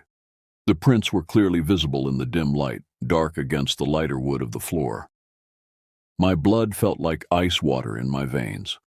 The footprints were too large to be mine or Ryan's, and they were still wet, as if whoever had made them had only just left. But the window was closed and I could see the frost on the glass from the outside cold. I slid out of bed as quietly as possible, my bare feet touching the cold wooden floor. The flashlight beam shook as I tried to control my trembling hands. I followed the trail of wet prints with my eyes, tracing them from the window to where they disappeared at the rug's edge. That's when I heard it. A soft scratching sound coming from the closet. The door, which had been hanging slightly open, was now almost completely closed. But in the narrow gap between the door and the frame, I could see something that made my mouth go dry with fear. It was dark, darker than the shadows around it, and it seemed to be moving slightly, as if something was breathing behind the door. I wanted to run, to scream, to wake Ryan and his parents, but my body wouldn't obey. I stood frozen in the middle of the room, the flashlight beam wavering between the wet footprints on the floor and the dark gap in the closet door. The scratching sound came again, followed by what sounded like a low, rumbling breath. Whatever was in the closet was alive, and it knew I was there. My survival instincts finally kicked in, and I ran from the room as fast as my legs could carry me. I didn't bother trying to be quiet. Terror had taken over completely. My feet slapped against the cold wooden floor as I raced down the short hallway to Dennis and Patricia's room. "Something's in our room," I gasped, bursting through their door without knocking. "There's something in the closet, and there are wet footprints on the floor." Dennis sat up immediately, his hair disheveled and his eyes alert despite having been asleep moments before. "What do you mean, wet footprints?" "From the window to the middle of the room," I said, my words tumbling over each other in my haste to explain. "And there's something in the closet, something breathing." Patricia was already reaching for her robe. "Show us," she said, her voice steady but her face pale in the dim light from Dennis's flashlight. We crept back to my room, Dennis leading the way with his bright flashlight beam cutting through the darkness. Ryan was awake now, sitting up in bed with a confused expression on his face. "What's going on?" he asked, but his parents ignored him, focusing instead on the floor where I'd seen the footprints. Dennis swept his light across the wooden planks, and my heart sank. The floor was completely dry. There was no sign of the wet prints I'd seen just minutes before. No dark marks, no moisture. Nothing to indicate that anyone had walked through the room with wet feet. "I saw them," I insisted, my voice cracking with desperation. "They were right there from the window to the rug. They were wet, like someone had walked through snow." Patricia knelt down and ran her hand across the floor where the prints had been. "It's completely dry, honey. Are you sure you weren't dreaming?" Dennis moved to the window and tested the latch. "Locked tight," he announced. "No way anyone could have gotten in this way." The closet door was now hanging open exactly as it had been when we'd first entered the room. Dennis shined his light inside, revealing nothing but our coats and Ryan's extra pair of boots. "But I heard something in there," I said, pointing at the closet. "Something breathing, something scratching." Dennis stepped into the closet and moved the coats aside, checking every corner. Nothing here but spider webs and dust. I felt like I was going crazy. Everything I'd seen and heard was gone, erased as if it had never existed. But the terror I'd felt was real, and the memory of those wet footprints was burned into my mind with perfect clarity. "Sometimes our minds play tricks on us in unfamiliar places," Patricia said gently, putting her arm around my shoulders, "especially when we're tired and it's dark." "I wasn't imagining it," I said, but even to my own ears the words sounded weak and unconvincing. Dennis and Patricia exchanged another one of those looks that lasted just a moment too long. "Why don't you try to get some sleep?" Dennis suggested. "We'll leave our door open, and you can call if you need anything." They left Ryan and me alone in the room. Ryan looked at me with a mixture of concern and skepticism. "Did you really see footprints?" "Yes," I said firmly, "and something was in that closet, something that didn't belong there." Ryan nodded slowly. "This place gives me the creeps too. I've never liked coming here, but my parents insist on it every year." I climbed back into bed, but I kept the flashlight clutched in my hand under the covers. Every shadow seemed to hide a potential threat. Every sound from outside made me tense up with fear. The wet footprints might have disappeared, but whatever had made them was still out there, still watching, still waiting. Sleep came in short, fitful bursts. Every time I began to drift off, I'd snap awake at the slightest sound. The wind in the trees, the cabin settling, the occasional creak of old wood. Ryan seemed to be having similar trouble, tossing and turning in his bed across the room. When morning finally arrived, pale gray light filtering through the dirty window, I felt like I hadn't slept at all. Dennis was already up, moving around the main room and trying to coax life from the camp stove for breakfast. "How did you boys sleep?" Patricia asked as Ryan and I stumbled into the kitchen area. "Fine," Ryan lied, but I could see the dark circles under his eyes. "I kept hearing things," I said, determined to be honest, even if the adults didn't believe me. "Sounds from outside, like someone walking around the cabin." Dennis glanced up from the stove, his expression unreadable. "What kind of sounds?" "Footsteps, and that crying sound we heard last night, but closer, like whatever was making it was right outside our window." "The wind can make all sorts of noises when it moves through the trees," Patricia said, but she was looking at Dennis rather than at me. "And old buildings like this one are full of creaks and groans." We ate breakfast in relative silence, instant oatmeal and coffee for the adults, hot chocolate for Ryan and me. The food tasted like cardboard, but I forced myself to eat anyway, knowing I'd need energy for whatever the day might bring. After breakfast, Dennis announced that he was going to check the generator and see if he could get the electricity working. You boys can play outside if you want, but stay close to the cabin. These woods can be dangerous if you don't know your way around. Ryan and I bundled up in our coats and boots and headed outside. The morning was crisp and clear, with bright sunlight making the snow sparkle like diamonds. In the daylight, the cabin looked less threatening, just a small building in need of some maintenance. "Want to build a snowman?" Ryan suggested, but his heart clearly wasn't in it. Instead, we found ourselves walking around the perimeter of the cabin, looking for any sign of what I'd experienced the night before. The snow around the building was pristine and undisturbed, no footprints except for the ones we were making and the tire tracks from our arrival. "If someone was walking around out here, wouldn't there be tracks?" Ryan asked. It was a logical question, and I didn't have a good answer. The snow looked like it had been undisturbed for hours, possibly days. But I knew what I'd seen inside the cabin, and I knew it hadn't been a dream. We spent the morning playing half-heartedly in the snow, building a lopsided snowman and having a brief snowball fight. But the whole time, I felt like we were being watched. The feeling was so strong that I found myself constantly glancing over my shoulder toward the tree line, expecting to see something staring back at me. "Do you feel that?" I asked Ryan during a lull in our play. "Feel what?" "Like someone's watching us." Ryan looked around nervously. "Now that you mention it, yeah. It's like the woods have eyes." We didn't talk much after that, both of us lost in our own thoughts and fears. The day seemed to drag endlessly, and I found myself looking forward to the evening, when we could at least be inside with the doors locked and the fire burning. But as the sun began to set and the shadows grew longer, I realized that the approaching night brought its own terrors. Whatever had been in our room the night before would be back, and this time I wasn't sure we'd be so lucky. I woke the next morning to the sound of frantic activity. Dennis was moving around the cabin with obvious urgency, stuffing belongings into bags and coolers. Patricia was stripping the beds and shoving linens into a large duffel bag. "What's going on?" I asked, rubbing the sleep from my eyes. "Change of plans," Dennis said without looking at me. "We're heading home early." "Why?" Ryan asked, appearing in the doorway of our room in his pajamas. "I forgot something important back home," Dennis replied, but his explanation sounded rehearsed, like he'd been practicing it. "Something that can't wait until we get back." Within 30 minutes, everything was packed and loaded into the station wagon.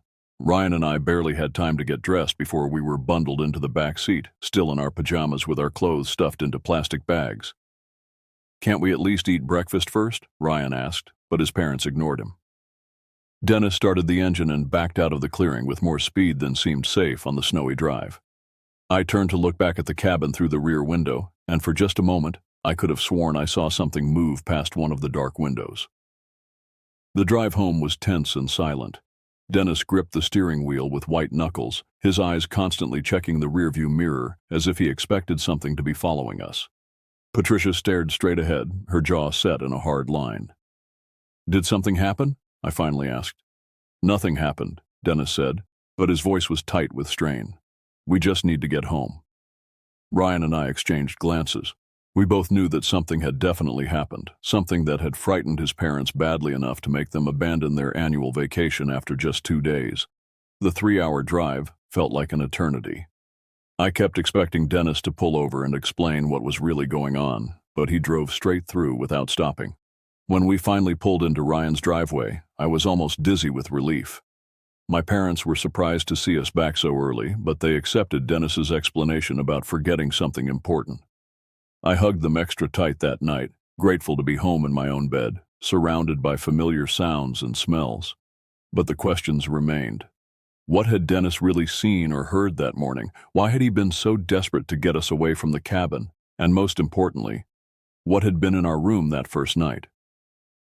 The answers to those questions didn't come until last Christmas, 3 years later. Ryan and I were both 12 now, old enough to handle the truth, according to Dennis. Our families had gathered for their annual Christmas Eve dinner, and after the younger kids had been put to bed, the adults were sitting around the living room with their coffee and wine. "Remember that cabin trip we took a few years back?" Dennis said suddenly, looking at Ryan and me. "The one where we came home early?" Ryan and I both nodded, immediately alert. This was the conversation we'd been waiting for. "I think you boys are old enough now to hear what really happened that morning," Dennis continued, his voice serious. "And I think you deserve an explanation for why we left so suddenly." Patricia looked uncomfortable, but she didn't object. "Are you sure this is a good idea?" "They lived through it," Dennis said. "They have a right to know." He took a deep breath and began his story. "I got up early that morning, just after sunrise. The generator wasn't working, and I wanted to see if I could figure out what was wrong with it. I went outside and started walking around the cabin looking for the problem."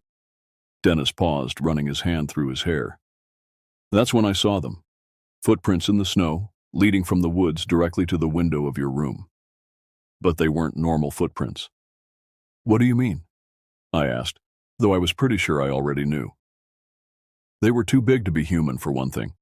And they were shaped wrong. Like something walking on its hands and feet, but with long, thin toes. More like claws than toes." Ryan and I exchanged glances. This matched what I'd seen inside the cabin that night, the wet prints that had mysteriously disappeared. "I followed the trail around the cabin," Dennis continued. "The prints went all the way around the building, stopping at every window. Whatever had made them had been checking every possible entrance, like it was looking for a way inside." "Did you find where they led?" I asked. Dennis nodded grimly. "They went to the back of the cabin, to the old root cellar door. The door was open, and the prints went down into the cellar. But here's the thing, there were no prints coming back out." The room fell silent. I could hear my heart beating in my ears. "I got my flashlight and went down into the cellar," Dennis said. "It's just a small space, maybe 8 feet square, with stone walls and a dirt floor. But in the far corner, I found something that made my blood run cold." He paused, looking at each of us in turn. There was a crude nest made from old blankets and newspapers, and scattered around it were bones. Small bones like from rabbits or birds. But some of them looked different. "What kind of different?" Ryan asked in a whisper. "Human different. Small human bones like from fingers or toes." Patricia stood up abruptly. "Dennis, that's enough. They don't need to hear this." "Yes, they do," Dennis said firmly. "They were there. They deserve to know what was living underneath them." He turned back to us. "I came upstairs and told your mother to pack immediately. While she was getting everything ready, I searched the cabin one more time. I wanted to make sure that whatever was down there hadn't gotten inside during the night." "Did you find anything?" I asked, though I was afraid of the answer. "I checked your room last," Dennis said. "Everything looked normal at first, but when I opened the closet door, I saw something that will haunt me for the rest of my life." He stopped talking, staring at his hands. "What?" Ryan prompted. "Eyes," Dennis said quietly. "Black eyes, watching me from the back of the closet. They were too low to be human, crouched down like an animal. And when I shined my flashlight on them, they reflected the light back at me like a cat's eyes." I felt cold all over. "What did you do?" "I closed the door and got the hell out of there. Whatever was living in that cellar had found a way into the cabin, and it had been in your room while you were sleeping." Dennis looked at me directly.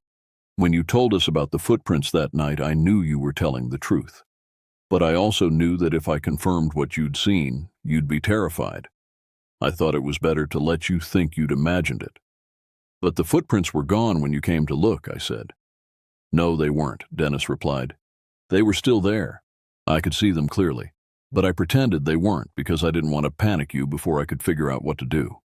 The room was completely silent except for the ticking of the grandfather clock in the corner. Outside, snow was beginning to fall, and I couldn't help but think about that other snowy night when something inhuman had stalked around our cabin, looking for a way inside. "Have you ever been back?" Ryan asked. Dennis shook his head. "Never, and we never will. That cabin has been in my family for generations, but some things are more important than tradition." He looked at both of us seriously. "I want you boys to promise me something. If you ever find yourselves in a situation where you feel like you're being watched, where you hear strange sounds or see things that don't make sense, trust your instincts. Don't let anyone convince you that you're imagining things. Sometimes the scariest monsters are the ones that are completely real." As I drove home that night, I couldn't stop thinking about Dennis's words. For 3 years, I'd wondered if I'd really seen those wet footprints, if something had really been breathing in our closet. Now I knew the truth. And somehow that was more terrifying than not knowing. Because if it had happened once, it could happen again. And next time, we might not be so lucky. The snow continued to fall as I pulled into my driveway, and I found myself checking the shadows around my house before I went inside. Some fears, once planted, never really go away. They just wait in the darkness, patient and hungry, for the right moment to return.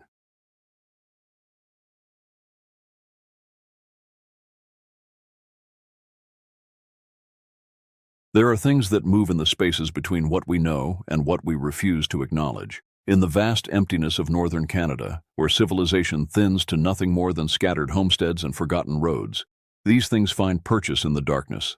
They wait, they watch, they hunger. I learned this truth when I was 14, during a winter that seemed to stretch on forever. What I witnessed in those frozen months changed me in ways I'm still discovering. Some nights, even now, I wake to the sound of something breathing against glass, though I live in a city apartment 3 stories up. Some nights, I catch myself checking locks twice, 3 times, knowing that what hunts in the dark has learned patience. This is my account of those months. This is my warning.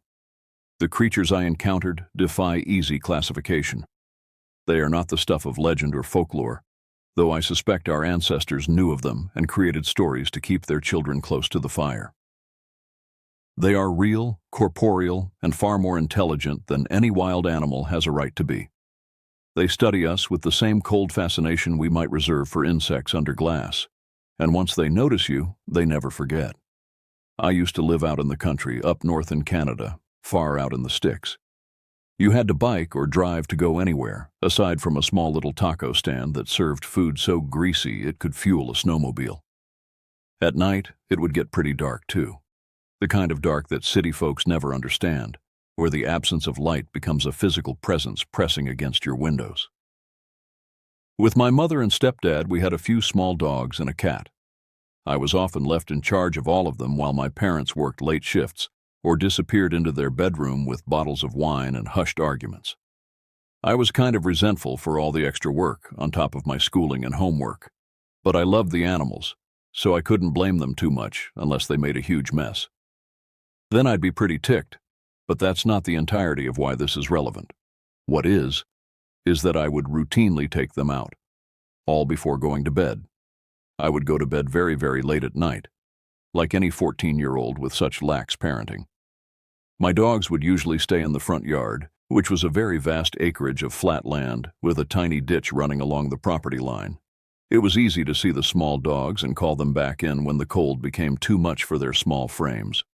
The winter had been particularly brutal that year. Snow fell in sheets for days at a time, and the wind howled across our property with a voice that sounded almost human.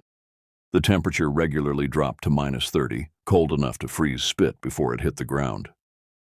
On nights like those, even our hardiest dog, Rex, would do his business quickly and bolt for the door. But that night was different. The wind had died to an unsettling stillness, and the snow had stopped falling. The silence was profound. No traffic, no distant machinery, not even the usual creaking of trees. Just the soft huff of breathing and the crunch of paws on snow. Sometimes one of the dogs would wander farther than I liked.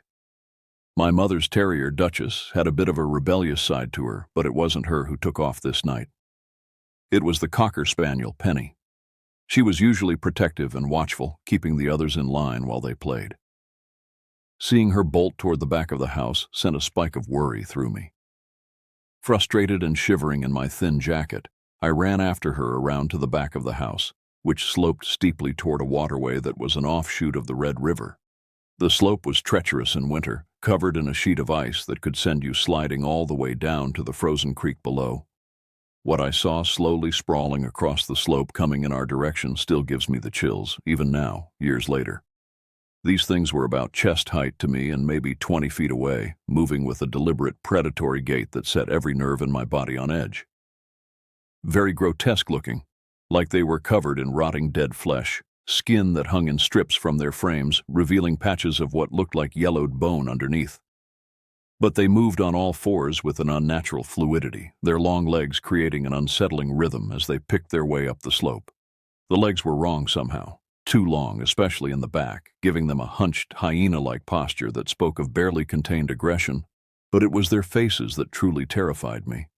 They turned their almost rotting faces to look over at us at the top of the slope, and I felt my knees go weak. Their eyes were large and glowed in the faint light from our back porch, not reflecting the light like a normal animal's eyes might, but generating their own cold illumination, like big white marbles filled with phosphorescent fog. The glow pulsed slightly, as if synchronized with some alien heartbeat. When they looked at us, I understood with crystal clarity that we were being evaluated, measured. These weren't mindless beasts driven by hunger or territory. There was intelligence behind those eyes, cold and calculating and utterly without empathy. Luckily, Penny had frozen at the top of the slope with me. Her hackles raised like a hyena's, making her appear twice her normal size. A low growl rumbled in her chest, but I could hear the terror underneath it. She knew, just as I did, that we were looking at something that shouldn't exist. The creatures were still walking and pacing around in the snow, making sure to keep an eye on us, like we were a newly discovered threat, or perhaps a newly discovered opportunity. They moved with the patience of predators who had learned that the best hunts required careful observation. I counted 4 of them, though there might have been more hiding in the shadows cast by the trees along the creek. They communicated with each other through subtle movements, a tilt of the head, a shift in posture, that suggested a level of coordination that made my skin crawl. The largest of them, positioned at the front of the group, never took its eyes off me. Even when the others would look away to scan the area or investigate something in the snow, this one maintained its steady, unblinking stare. I had the unshakable feeling that it was memorizing me, my scent, my appearance, the sound of my breathing in the cold air. Fear hit me like a physical blow. Not the sudden startle of a jump scare, but the deep, primal terror that comes from recognizing that you are prey. Every instinct I possessed screamed at me to run, but I forced myself to move slowly, deliberately. I grabbed Penny by crouching quickly, my hands shaking as I scooped her warm body against my chest. The moment I moved, all 4 creatures tensed, their glowing eyes brightening. But they didn't advance. They simply watched, as if filing away this new information for future use. Fighting the urge to bolt in panic, I backed away carefully, then turned and ran around to the side of the house toward the front door. My boots slipped on the ice and I nearly fell twice, but the terror gave me a coordination I didn't know I possessed. "Come on, come on!" I whispered frantically, calling for the other 2 dogs. Rex and Duchess were already sitting at the door, pressed against the frame as if they could will it to open. They must have sensed something was wrong long before I did. Dogs have instincts about these things that we've mostly forgotten. I fumbled with the door handle, my fingers numb from cold and adrenaline, finally managing to get us all inside. The warmth of the house hit me like a wave, but it did nothing to ease the chill that had settled into my bones. I refused to take them out after dark after that, which unfortunately resulted in plenty of messes I had to clean up. But better to clean urine from the kitchen floor than to face those things again. At least, that's what I told myself. I would occasionally see these strange things, these weird creatures wandering outside of our house after that. It gave me the creeps. They'd only look up at my house if I had the lights on, and was obviously moving around where they could see me. They were learning our patterns, I realized, studying us. During the day, I found strange tracks in the snow around our property. They were unlike anything I'd seen before, too large for dogs, too narrow for bears, with what looked like claw marks extending well beyond where normal paths would end.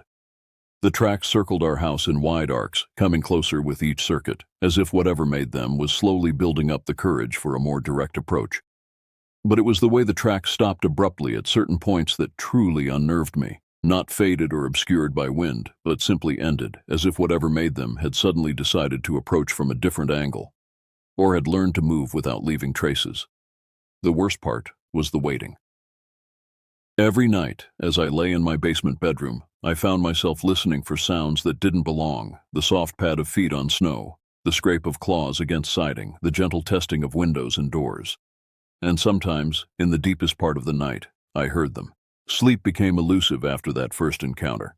Every creak of the house settling, every whisper of wind against the windows, sent my heart racing. I developed the habit of checking locks multiple times before bed, though I couldn't shake the feeling that simple metal and wood wouldn't be much of a barrier if those things decided they wanted inside. The basement bedroom I'd claimed as my own had seemed like a good idea when we'd first moved in. It was larger than the upstairs rooms, cooler in summer, and gave me the privacy a 14-year-old craved.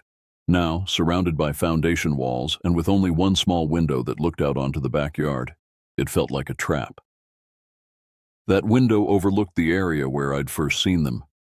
During the day, I could see the slope leading down to the frozen creek, the tracks in the snow creating intricate patterns that spoke of regular visits. But at night, the window became a source of constant anxiety. I'd hung thick curtains across it, but found myself compulsively checking to make sure they were completely closed. 3 weeks after the first sighting, I woke up in the middle of the night to the radio's digital display flashing 3:17 a.m. The house was dead quiet. No furnace cycling, no refrigerator humming, just the profound silence that only comes in the deepest part of winter. I wasn't sure why I'd woken up. No unusual sounds, no dreams I could remember. Just the sudden, jarring transition from sleep to full alertness that sometimes happens when your subconscious detects something your conscious mind hasn't processed yet. I lay still for several minutes, listening, waiting for whatever had disturbed me to reveal itself.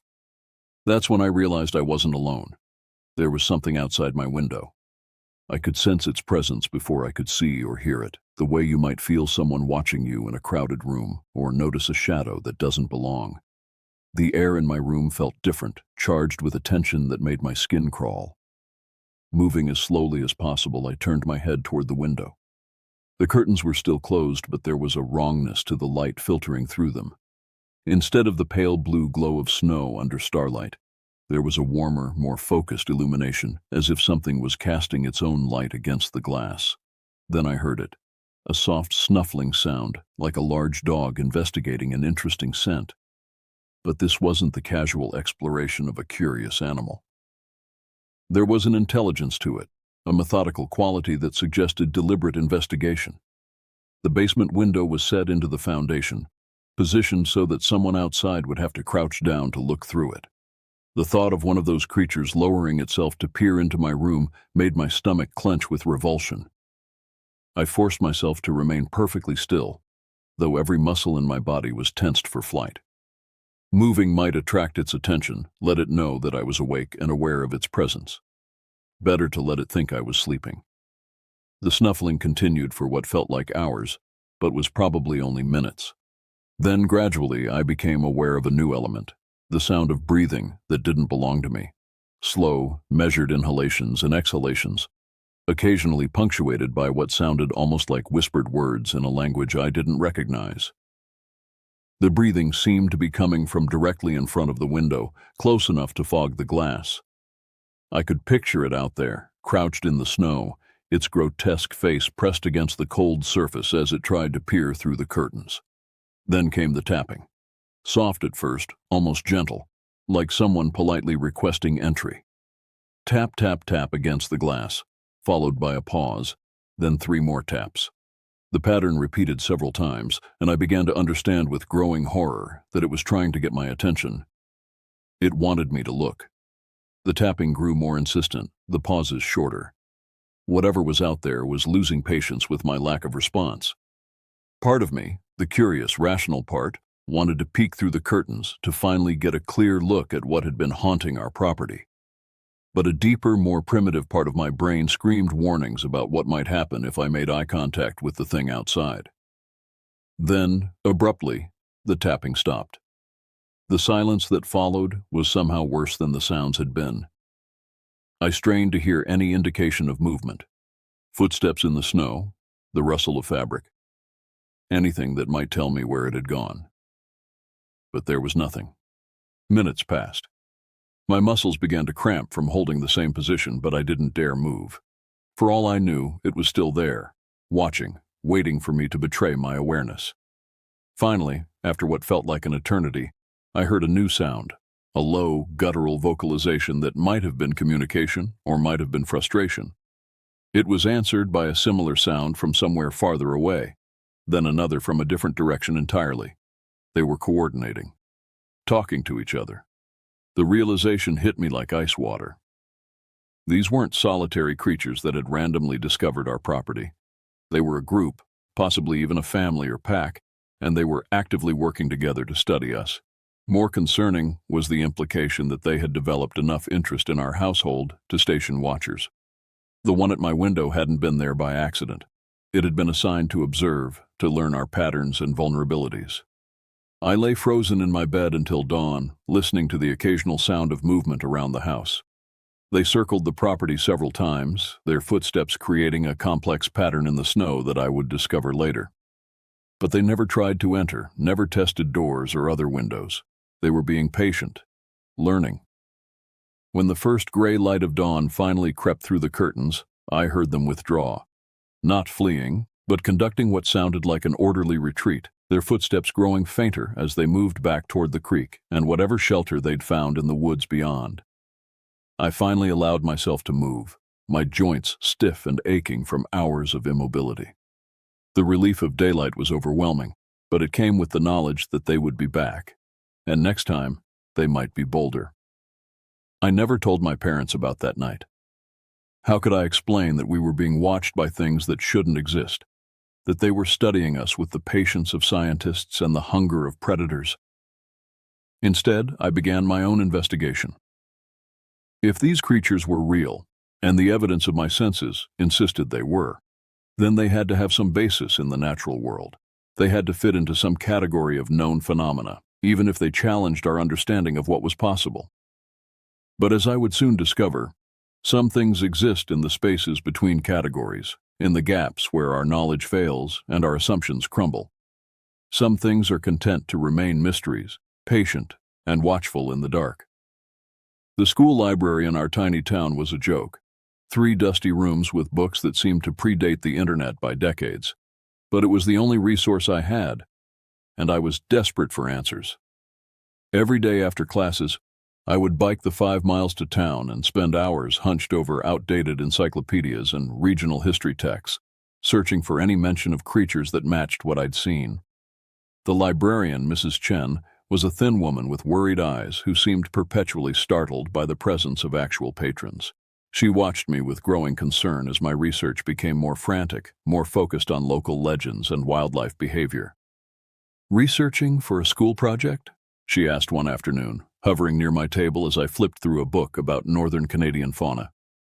"Something like that," I muttered, not looking up from a grainy photograph of a timber wolf. The proportions were wrong, but it was the closest thing I'd found to what I'd witnessed. You know, if you're interested in local stories, you might want to talk to some of the older folks in town. They remember things that never made it into books. That gave me an idea. Over the next few days, I started hanging around the general store and the gas station, places where people gathered to gossip and share stories. I learned to listen for fragments of conversation that might be relevant, to ask casual questions that wouldn't mark me as someone obsessed with the impossible. Old Henrik Volkov, who ran the bait shop, was the most promising source. He'd lived in the area for 70 years, back when there were still trappers and prospectors working the deep woods. When I mentioned seeing strange tracks around our property, his weathered face went very still. "You best stay close to the house after dark," he said quietly, not meeting my eyes. "Some things are better left alone." "What kind of things?" He was quiet for so long I thought he wasn't going to answer. Then, almost whispering, he said, "My grandfather called them the hollow ones. Said they came up from the deep places during the hardest winters, when the ice got thick enough to support their weight." "What did they look like?" Henrik's hands trembled slightly as he arranged fishing lures on the counter. "Like death walking around in skin that didn't fit quite right. He said they were always hungry, but not for food. Hungry for something else. Warmth, maybe. Life." "Did anyone ever see them clearly?" "Some did. Those folks mostly ended up dead, or disappeared." He finally looked at me directly, his pale blue eyes full of ancient worry. "Whatever you think you saw out there, son, you need to forget about it. And you need to keep your family safe." The conversation left me more unsettled than before. If Henrik's grandfather had known about these creatures, That meant they'd been in the area for generations. It also meant that other people had encountered them and suffered for it. I started paying more attention to local newspaper archives, looking for patterns in missing persons reports or unexplained deaths. What I found was disturbing: a steady trickle of disappearances over the decades, mostly during the coldest months, mostly people who lived in isolated areas like ours. The reports were frustratingly vague. Search parties would find strange tracks that led nowhere, personal belongings discovered in impossible locations, witnesses who spoke of seeing figures moving through the trees that couldn't have been human, but weren't quite animal either. Most disturbing were the accounts from survivors, people who'd encountered something in the woods and lived to tell about it. Their stories shared common elements: glowing eyes, rotting flesh, and intelligence that felt malevolent and alien. Many of them had been dismissed as traumatized or delusional, but the consistency of their descriptions was hard to ignore. At home, the situation was deteriorating. My parents had noticed my changed behavior: the constant checking of locks, the refusal to take the dogs out after dark, the way I flinched at unexpected sounds. They attributed it to typical teenage moodiness, but I could see growing concern in their faces. The dogs were affected too. They'd become nervous and clingy, reluctant to go outside even during the day. Penny, who had always been brave to the point of recklessness, now cowered behind the couch whenever the wind rattled the windows. Rex had started having what looked like nightmares, whimpering and pawing at the air in his sleep. The tracks around our house were becoming more numerous and more complex. They formed intricate patterns that suggested planning and coordination. Some mornings, I would find them arranged in perfect circles around the house, as if the creatures had performed some kind of ritual in the snow. More disturbing were the signs that they were testing our defenses. Scratches appeared on the siding near windows and doors, too high to be made by any normal animal. Garbage cans were overturned with surgical precision, their contents examined but not consumed. Tools left in the yard were moved to different locations, arranged in ways that suggested intelligence and purpose. I began sleeping with a flashlight under my pillow and a knife from the kitchen hidden in my dresser drawer. Not that I thought either would be particularly effective against creatures that could outrun and overpower me without effort, but they provided a psychological comfort that helped me get through the nights. The worst part was the waiting. I could feel them out there, watching, planning, growing bolder with each passing day. Their visits were becoming more frequent and more invasive. Sometimes I would wake to find new scratches on my bedroom window, as if something had been trying to work its claws under the frame. I started having dreams where I could see through their eyes, looking back at our house from the edge of the woods. In these dreams, our home appeared impossibly bright and warm, a beacon of life in the cold wilderness, and I understood with dream logic clarity that this warmth was exactly what they wanted. They were hungry for it, not just the heat, but the essence of life itself. The electrical activity of our brains, the chemical energy of our blood, the spark of consciousness that separated us from mere meat. And they were patient enough to wait for the perfect moment to take it. By late February, the situation had become untenable. The creatures' visits were now a nightly occurrence, and their behavior was growing increasingly bold. They no longer retreated at the first sign of dawn, sometimes lingering until full daylight before disappearing into the woods. My parents had started to notice the damage around the property: scratches on doors and windows, overturned items in the yard, strange impressions in the snow that couldn't be explained away as deer tracks or wind patterns. My stepfather had even mentioned installing security cameras, though I doubted conventional surveillance would capture anything useful. The dogs were becoming unbearable to live with. They barked constantly at windows and doors, their fur standing on end at sounds only they could hear. Duchess had developed a nervous habit of circling the same spot on the kitchen floor for hours at a time. Rex refused to eat unless someone stayed with him, and Penny had begun hiding under furniture whenever the sun started to set. Something was building toward a climax. I could feel it in the quality of the silence outside, in the way the creatures moved with increasing confidence around our property. They were preparing for something, and I had the sick certainty that whatever they were planning would happen soon. The confrontation came on a night when my parents had driven to town for dinner and a movie, leaving me alone with the animals. I tried to talk them out of going, making excuses about feeling sick or needing help with homework, but they insisted I was old enough to handle a few hours by myself. As their car disappeared down the driveway, I felt a wave of vulnerability wash over me. The house suddenly seemed enormous and full of hidden spaces where threats could lurk. Every shadow held potential danger. Every sound carried sinister implications. I'd prepared as well as I could. All the doors and windows were locked, with chairs propped against the handles for extra security.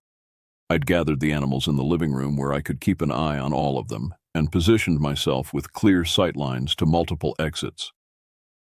But as darkness fell, I realized how inadequate my preparations really were.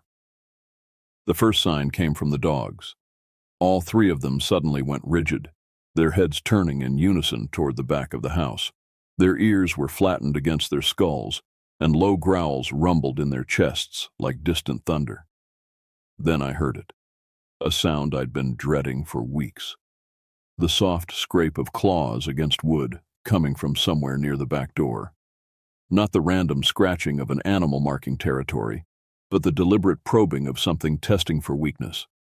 The scratching stopped abruptly, replaced by a more disturbing sound, what sounded like whispered conversation in a language I couldn't understand. Multiple voices, coordinating their efforts, planning. I grabbed my flashlight and crept toward the back of the house, staying low and moving as quietly as possible. The dogs followed me, their fear overridden by loyalty and pack instinct.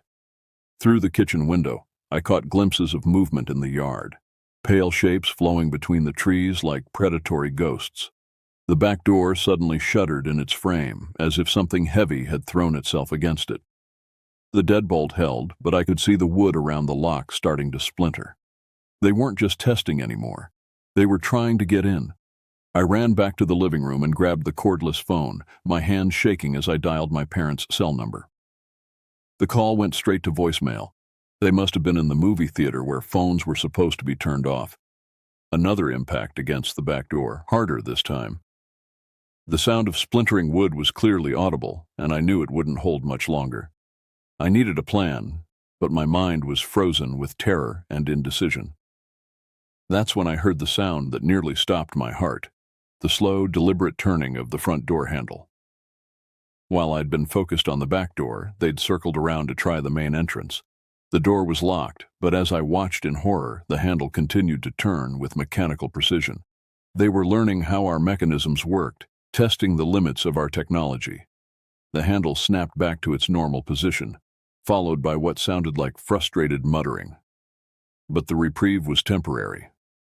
Within seconds, I heard the soft scraping of claws against the doorframe, probing for gaps or weaknesses. I was trapped. They had the house surrounded, and it was only a matter of time before they found a way in. The windows were too small for me to escape through, and even if I could, they would see me the moment I tried to run. That's when inspiration struck. If they were drawn to warmth and life, maybe I could use that against them.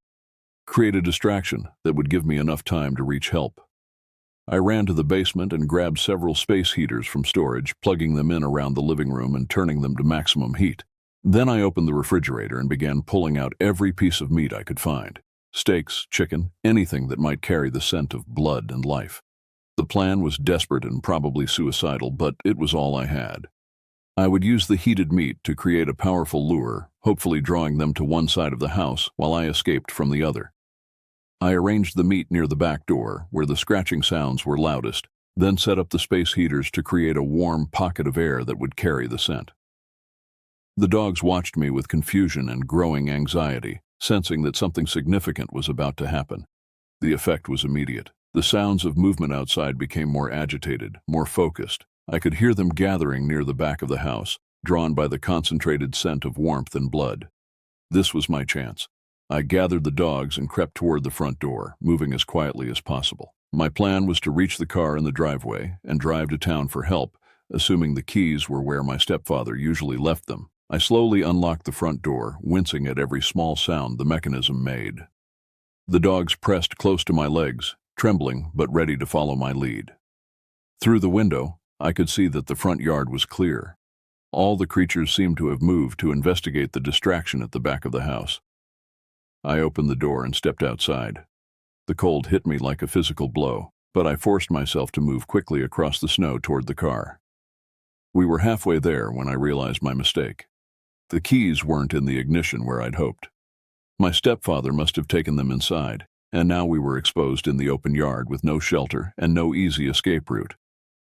That's when I heard the sound that shattered my hopes, a long, piercing howl from behind the house, answered by similar calls from multiple directions. They'd discovered my ruse and were communicating our location to the others. Within seconds, shapes began emerging from the tree line around the property. They moved with the coordinated precision of a military unit, cutting off potential escape routes and herding us toward the center of the yard. I found myself face to face with the largest of the creatures, the one I'd first seen on the slope weeks ago. Up close, the details of its appearance were even more horrifying than I'd remembered.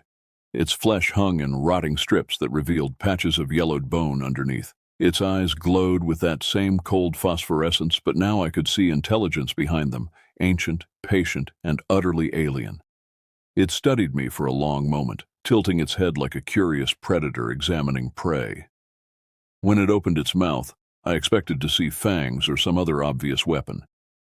Instead, I saw rows of perfectly human teeth, white and straight and completely wrong in that decaying face. "We have been watching," it said in a voice like wind through dried leaves. "Learning. You interest us." The fact that it could speak, that it was capable of human language, somehow made the situation infinitely worse.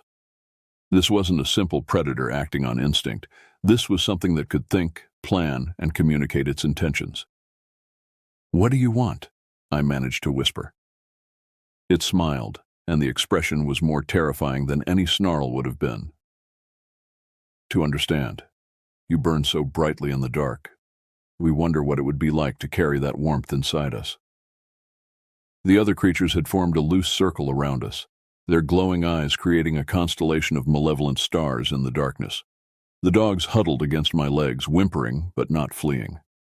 They knew, as I did, that running would only trigger a chase reflex. "Your family will return soon," the creature continued. "We will wait. We have learned patience in our long years beneath the ice." That revelation hit me like a sledgehammer.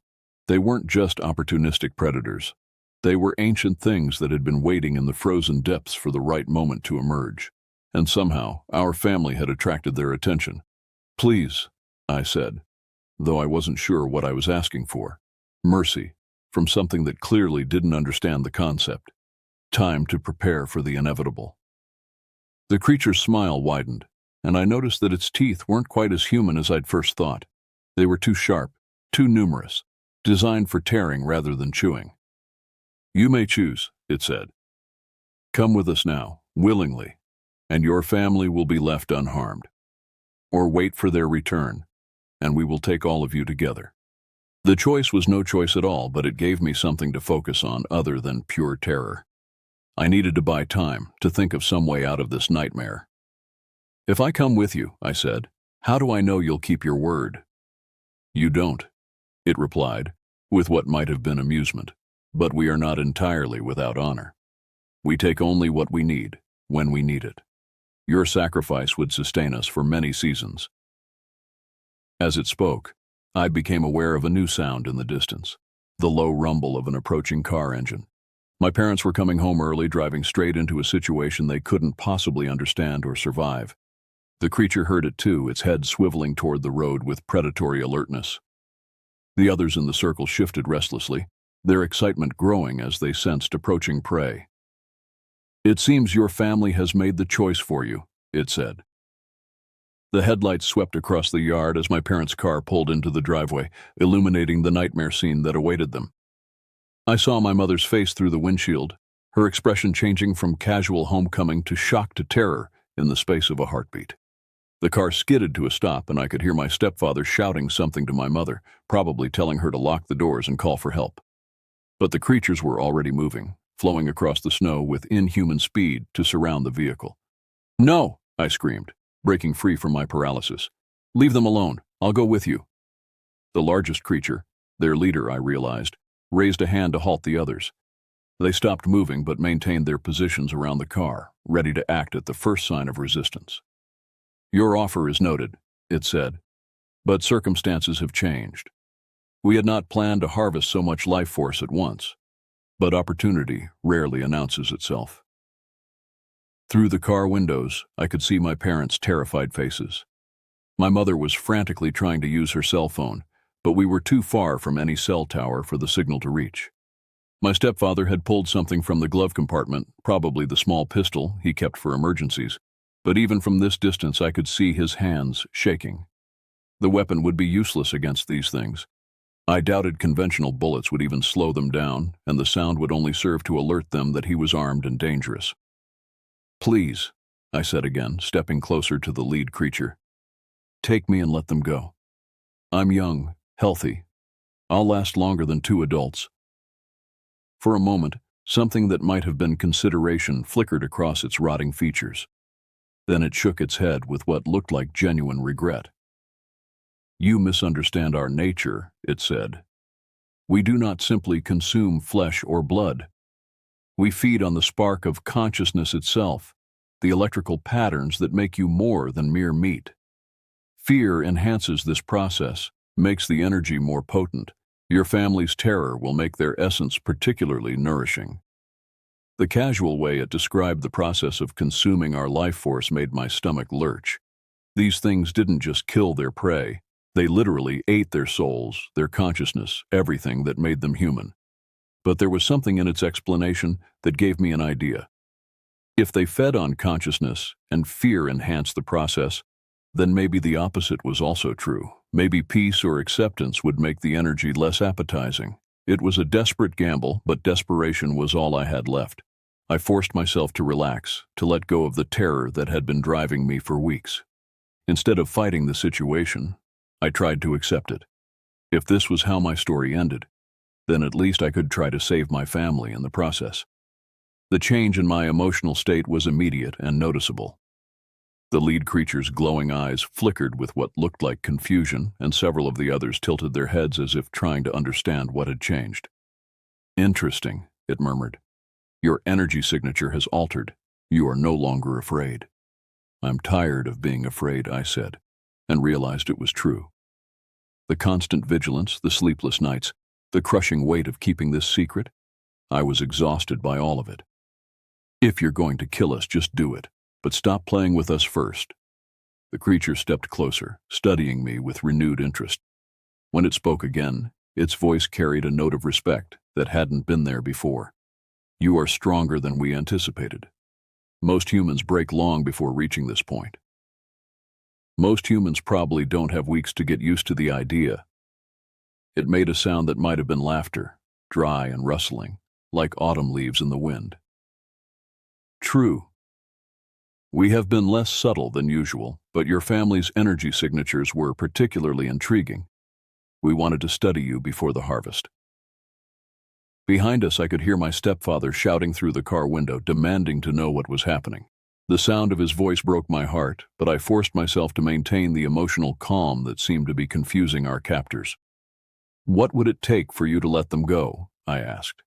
"Nothing you could provide," it replied. "We have waited too long, spent too much energy emerging from the deep places. The hunger is too great now to be satisfied with partial measures."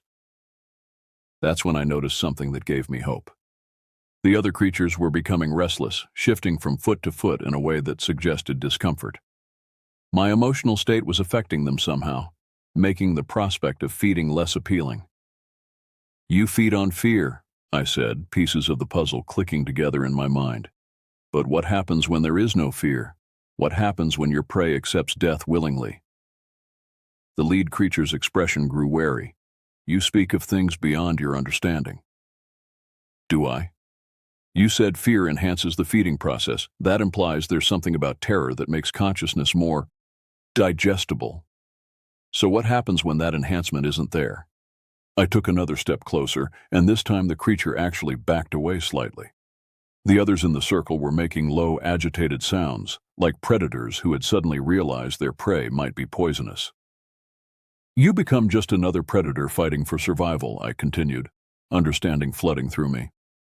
"Without the fear, without the enhanced energy, feeding on us becomes a desperate act instead of a feast. And desperate acts have consequences." The creature's eyes flared brighter. and I could see anger replacing the cold calculation that had been there before. You think you understand, but you see only fragments of a larger truth. Then explain it to me. What are you really? For a long moment I thought it wouldn't answer. Then, in a voice heavy with ancient weariness, it said, "We are what remains when life grows too cold, when the spark of consciousness begins to fade. We were like you once, long ago, before the ice came and drove us deep into the earth. We learned to feed on the warmth of others to maintain our own existence, but the process changed us, made us into something neither alive nor dead." The revelation reframed everything. These weren't alien predators or supernatural monsters. They were people, or had been people, who had found a way to survive in conditions that should have killed them. The cost of that survival had been their humanity, but they retained enough of their original nature to understand what they had lost. "How long?" I asked. "Centuries, maybe longer. Time moves differently in the deep places, where the Earth's heat keeps the ice at bay." I could hear my parents getting out of their car, my stepfather shouting at them to stay back while my mother called my name in a voice thick with terror. They were going to try to rescue me, which would only get them killed. "There has to be another way," I said desperately. "Some alternative to feeding on conscious beings." "Perhaps," it admitted. "But alternatives require exploration, experimentation. We have grown comfortable with what we know works. Comfortable killing people. Comfortable surviving," it corrected. "You would do the same in our position." Maybe it was right. Maybe anyone faced with the choice between death and becoming a monster would choose monstrosity. But that didn't make it acceptable, and it didn't mean there weren't other options. "What if we helped you find alternatives?" I said. "My family, other people in the area. What if we worked together to find a way for you to survive without killing?" The creature laughed, but there was no humor in the sound. "Your kind fears us too much for cooperation. You would study us perhaps, but only to find better ways to destroy us. Some would, but not everyone. Not if they understood what you really are." I could see doubt creeping into its expression, the possibility of hope warring with centuries of bitter experience. The other creatures had grown quieter, as if they too were considering possibilities they'd never allowed themselves to imagine. But the moment of potential understanding was shattered by the sharp crack of a gunshot. My stepfather had finally worked up the courage to fire, though his shot went wide and struck one of the smaller creatures in the shoulder. The wounded thing screamed, a sound like tearing metal, and staggered backward, black fluid streaming from the wound. The lead creature's expression hardened instantly, all traces of doubt or consideration vanishing. "Negotiations are ended," it snarled. They moved as one, flowing toward my parents with deadly intent. I ran after them, shouting for my family to get back in the car, to drive away and leave me behind. But they were too frightened to think clearly, too focused on trying to reach me to understand the danger. What followed was a nightmare of violence and chaos. The creatures moved too fast for human reflexes, their rotting forms proving surprisingly resilient to physical damage. My stepfather managed to fire 3 more shots before they overwhelmed him, and while the bullets clearly caused pain, they didn't slow the attack significantly. I reached my parents just as the lead creature seized my mother by the throat. Its grip was gentle, almost careful, but I could see the light beginning to fade from her eyes as it began the feeding process. "Stop!" I screamed, throwing myself between them. "Take me instead. I'm what you really want." The creature paused, my mother suspended in its grasp like a rag doll. "You still do not understand. We want all of you." The fear has returned, enhanced by desperation and love. You are all perfectly ripe for harvest. That's when I realized my last mistake. By trying to save my parents by allowing terror and desperation to flood back into my emotional state, I'd restored exactly the conditions the creatures needed to feed effectively.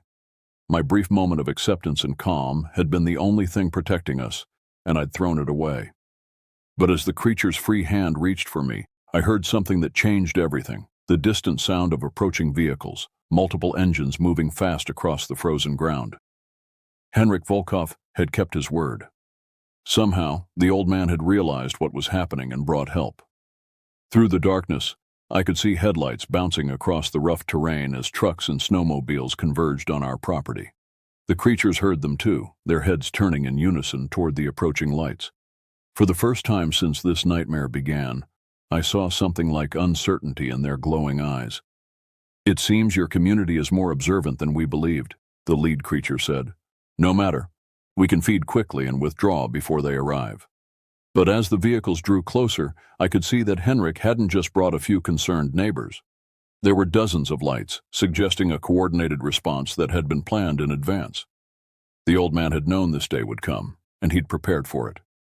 The first snowmobile crested the hill overlooking our property, and I could see Henrik himself driving it, with what looked like some kind of improvised flamethrower mounted on the front.